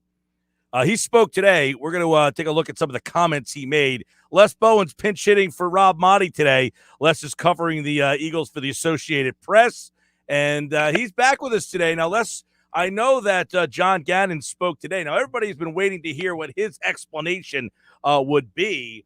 Mm-hmm. Would you describe his explanations today as puzzling, or did they make some sense of how he decided to call the game on Sunday? It was puzzling to me, Mike. I mean, he's very well spoken, but you listen to what he says, it just doesn't make a lot of sense to me.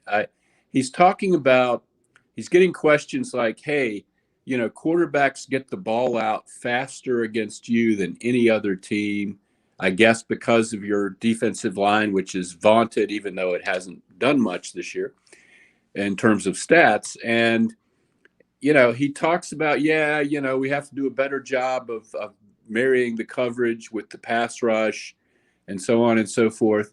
But it's pretty obvious. I mean, I've never been a defensive coordinator, oddly enough, but you have to play press if quarterbacks are getting the ball out faster against you than any other team. You have to cover right off the line, and you don't have to spend a lot of time worrying about getting beat deep because there's nobody fast enough to run downfield 50 yards and the quarterback get the ball out in a second and a half or something, you know? I don't understand. There's never, these press conferences are frustrating, and I've participated in them and still do here and there for many, many years, but you can't just sort of wave your arms and say, wait a minute, this just doesn't make sense to me. Yeah. You know, how does this happen? You know, why are you so worried about getting beat deep if teams want to get the ball out quickly against you? It doesn't make any sense. Right. The notion of, hey, teams are getting out the ball quickly because of our defensive line. So you were mentioning, hey, then why not try the press coverage? He's playing his safety so deep because he doesn't want to get beat. So he's letting you catch the ball underneath. But isn't his linebackers the weakest part of this defense? He's essentially putting the most responsibility on the weakest part of his defense. Yeah, and then you see things like there was a big completion Sunday where Derek Barnett dropped into coverage. Well, Derek at least Barnett, he prevents them from going off sides. Yeah, that's a very good point. That might be why they did it. But that's just not, you can't, Derek Barnett's not here for that, you know, and you can't use him that way. There's just not any way to do that. It's ridiculous to try that. He's got to be rushing the passer. You know, this defensive line was so much better a year ago. Now, obviously, Brandon Graham is out and isn't coming back, and that's a big deal for the effort and the, you know, the leadership and things like that. But there's no reason why this defensive line should be so terrible this year. You know, it just is totally ineffective, and the coverage isn't there either. It's really as bad as I've ever seen it with the Eagles, and the personnel doesn't match the results to me. Right. He was asked today about whether it's alarming that he's given up 80% passing to 5 different quarterbacks. Teams are completing 75%. It's not just the 5 quarterbacks. Yeah. 75%. It would be historic if this pace continues. He didn't seem too alarmed about, this is fixable. It seems that he doesn't understand that he's got a major problem. So I would ask you, at what point does the head coach say, listen, they've just completed 14 straight passes against us. If you don't change the defense, I'm going to usurp you and start calling plays, and you don't want that to happen.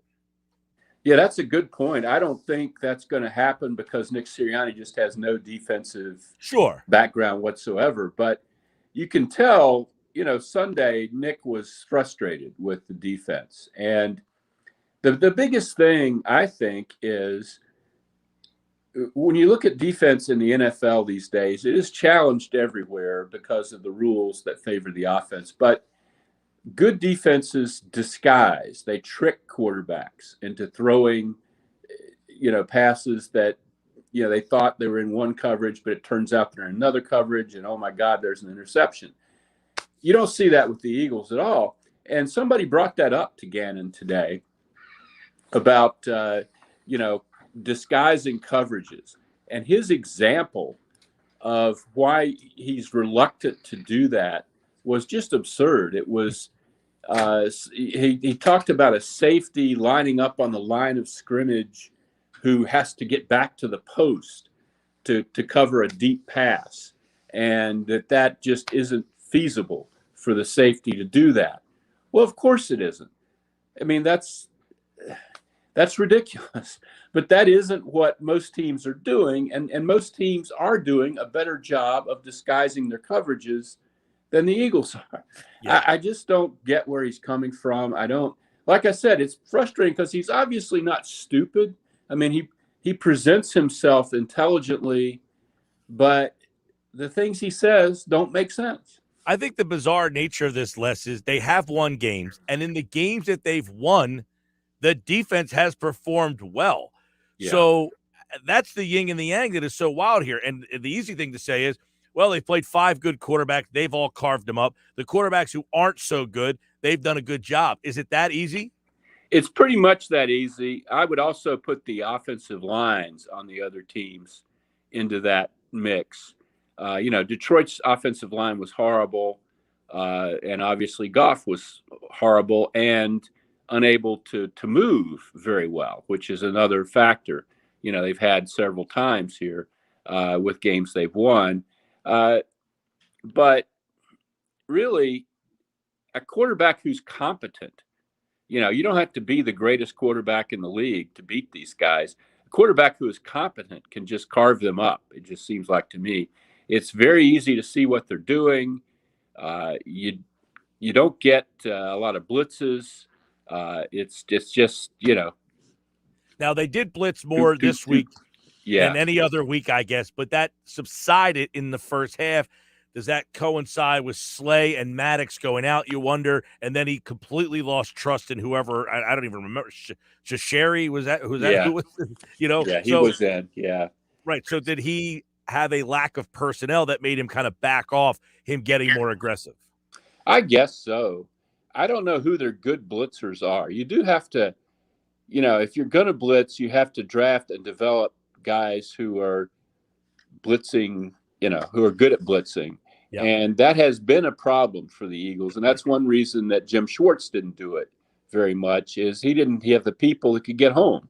If you don't get home on a blitz, then you're really screwed. And, that's kind of what we've seen with the Eagles this season is they try to blitz, but the guys they send, get caught up in traffic or just aren't that quick or that, don't have that sense that you have to have just to, you see some teams play and a guy comes off the edge and just, times it perfectly, is on the quarterback before he can even turn around.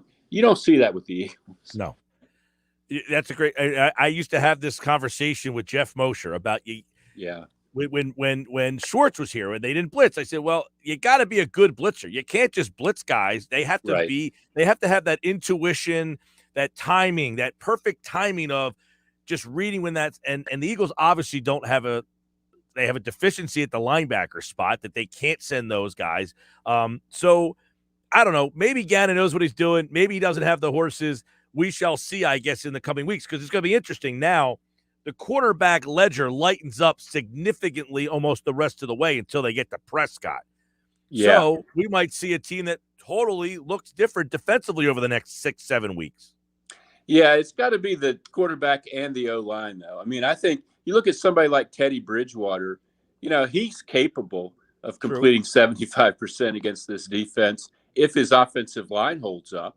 That's what you have to worry about. The Eagles have to get pressure because they're just not – the coverages just aren't there. It's just not – I think it's a matter, Mike, of – maybe the ideas are sound ideas, but he hasn't sold this to his players. That's the fundamental thing.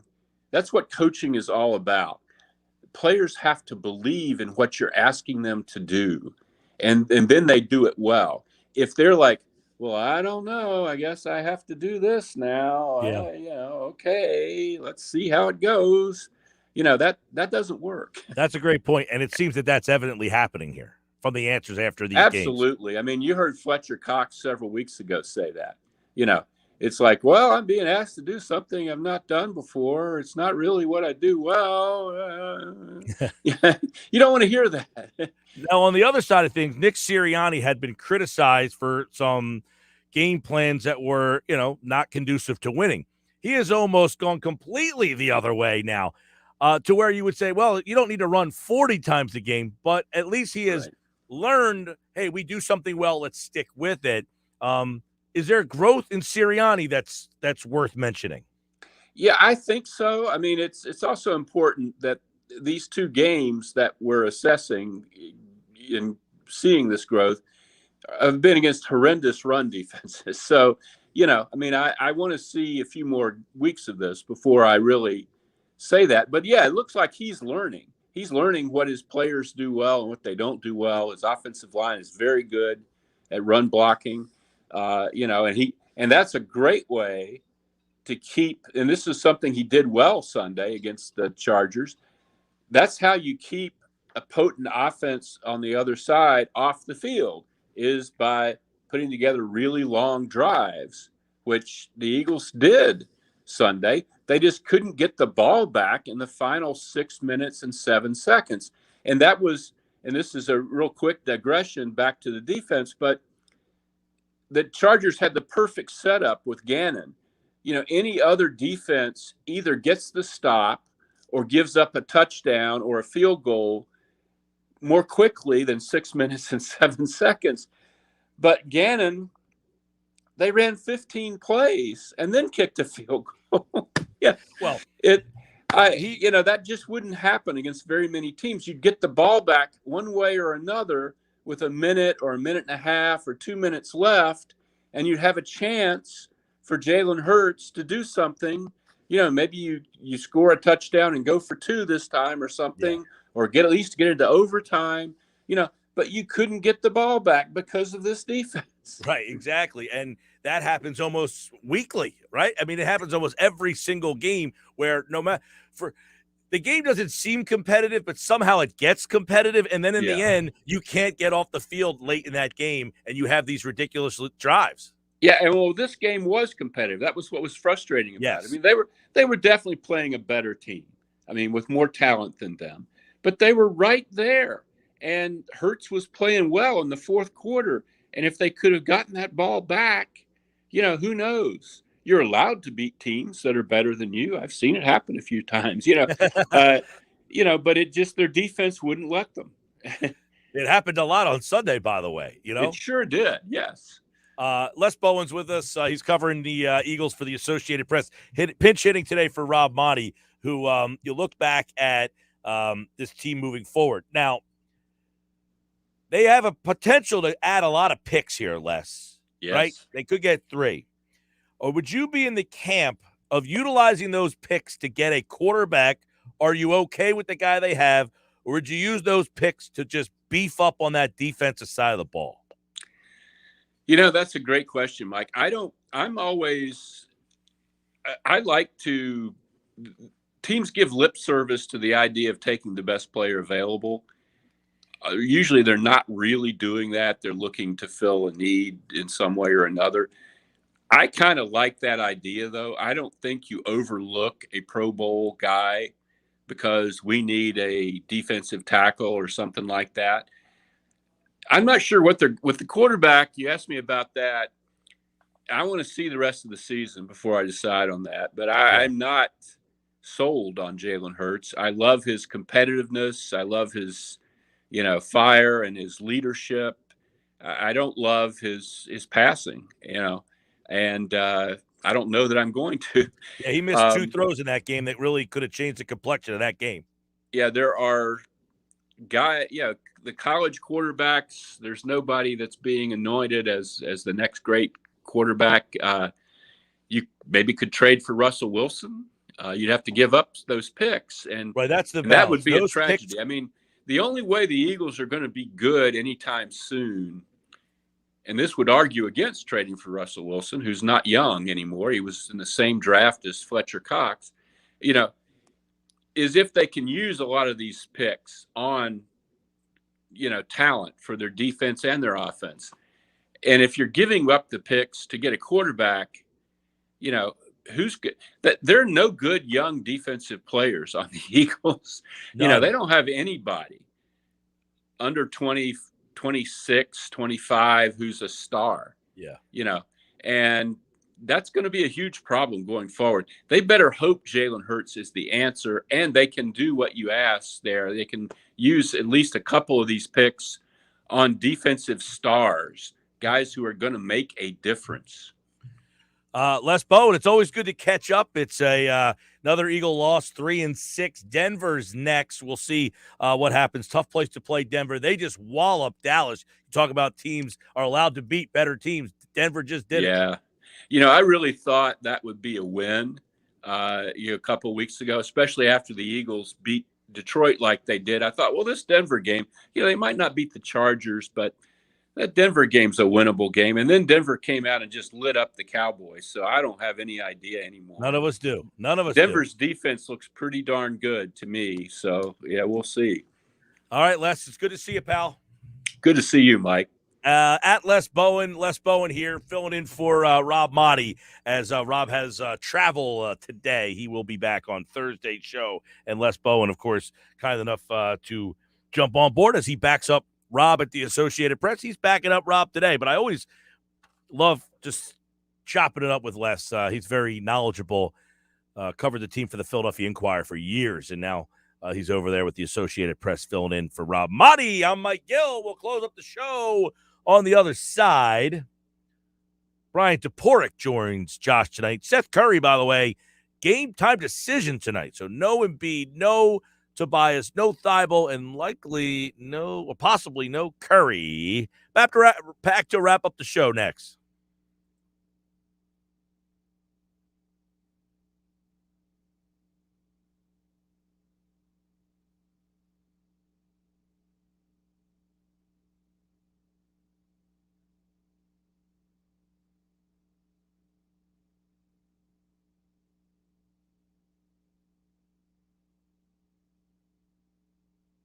It's game time. Football season is in full swing, and you can catch all the NFL action at the FanDuel Sportsbook in Bally's Hotel and Casino, Atlantic City. It's time to get in on all the games you love. Experience sports betting done right with live streaming games, food and beverage, self-service betting kiosks, and more. Get your game face on and score big this weekend when you bet at FanDuel Sportsbook in Bally's off the boardwalk, Atlantic City. Gambling problem? Call 1-800-GAMBLER.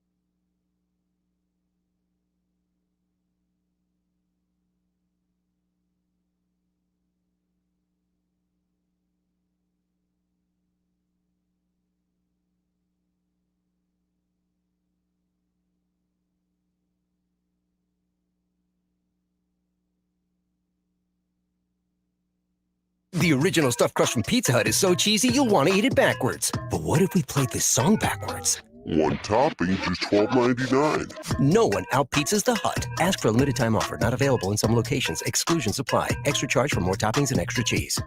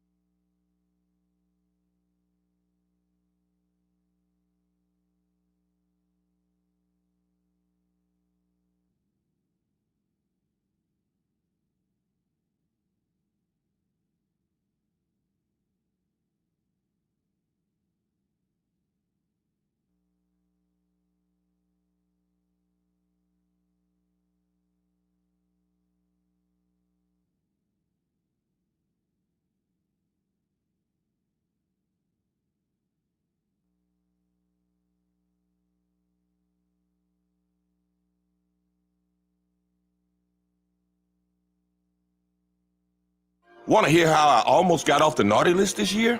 I helped Santa save gazillions by having him download Capital One Shopping to his computer.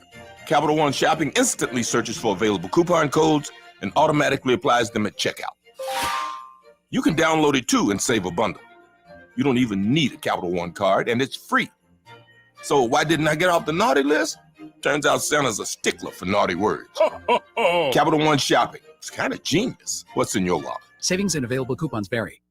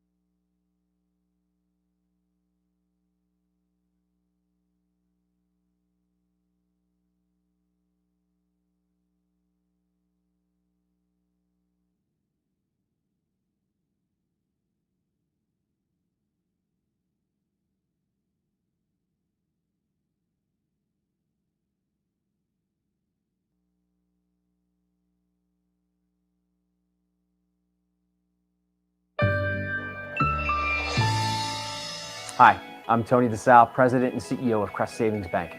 As a community bank with deep roots in the area, it's only natural to expand in the community.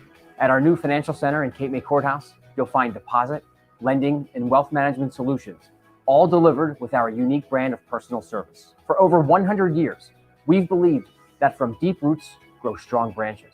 Visit us in person or online at crestsavings.bank. Member FDIC, Equal Housing Lender.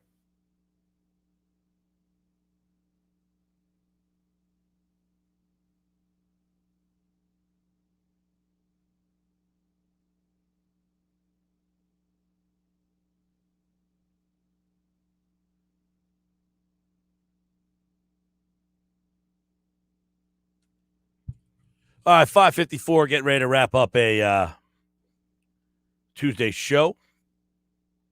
Thanks to Les Bowen. Thanks to everybody out there who listened today. I'm Mike Gill, at Mike Gill Show on Twitter. Follow me over there. Josh got game night coming up tonight. Brian Toporek previewing a lackluster. No Bucks. The Bucks have no Middleton and no Lopez, and the Sixers have no Embiid, Thibault, Harris, and it looks like possibly no Curry.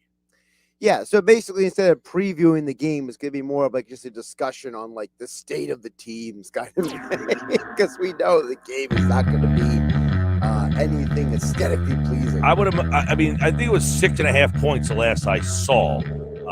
I would imagine the Sixers are very out of gas tonight, and I don't think that game will be very good. I would say it's fair to say that you should ride with 6.5. I'm back tomorrow. Mike McGarry will be here. Paul Hudrick will be here. Jeff Mosher, Fine Five, Ugly Five. One of my favorite segments of the week, Joe Valerio. We'll talk football with him, get his thoughts on making adjustments to the defense. Start to look ahead to Denver, Jeff Kerr. and 2 more chances for you to qualify for 99 bottles. Hope you have a great rest of your evening. Josh has game night coming up next. I'm Mike Gill. This has been the Sports Bash on 97.3 ESPN.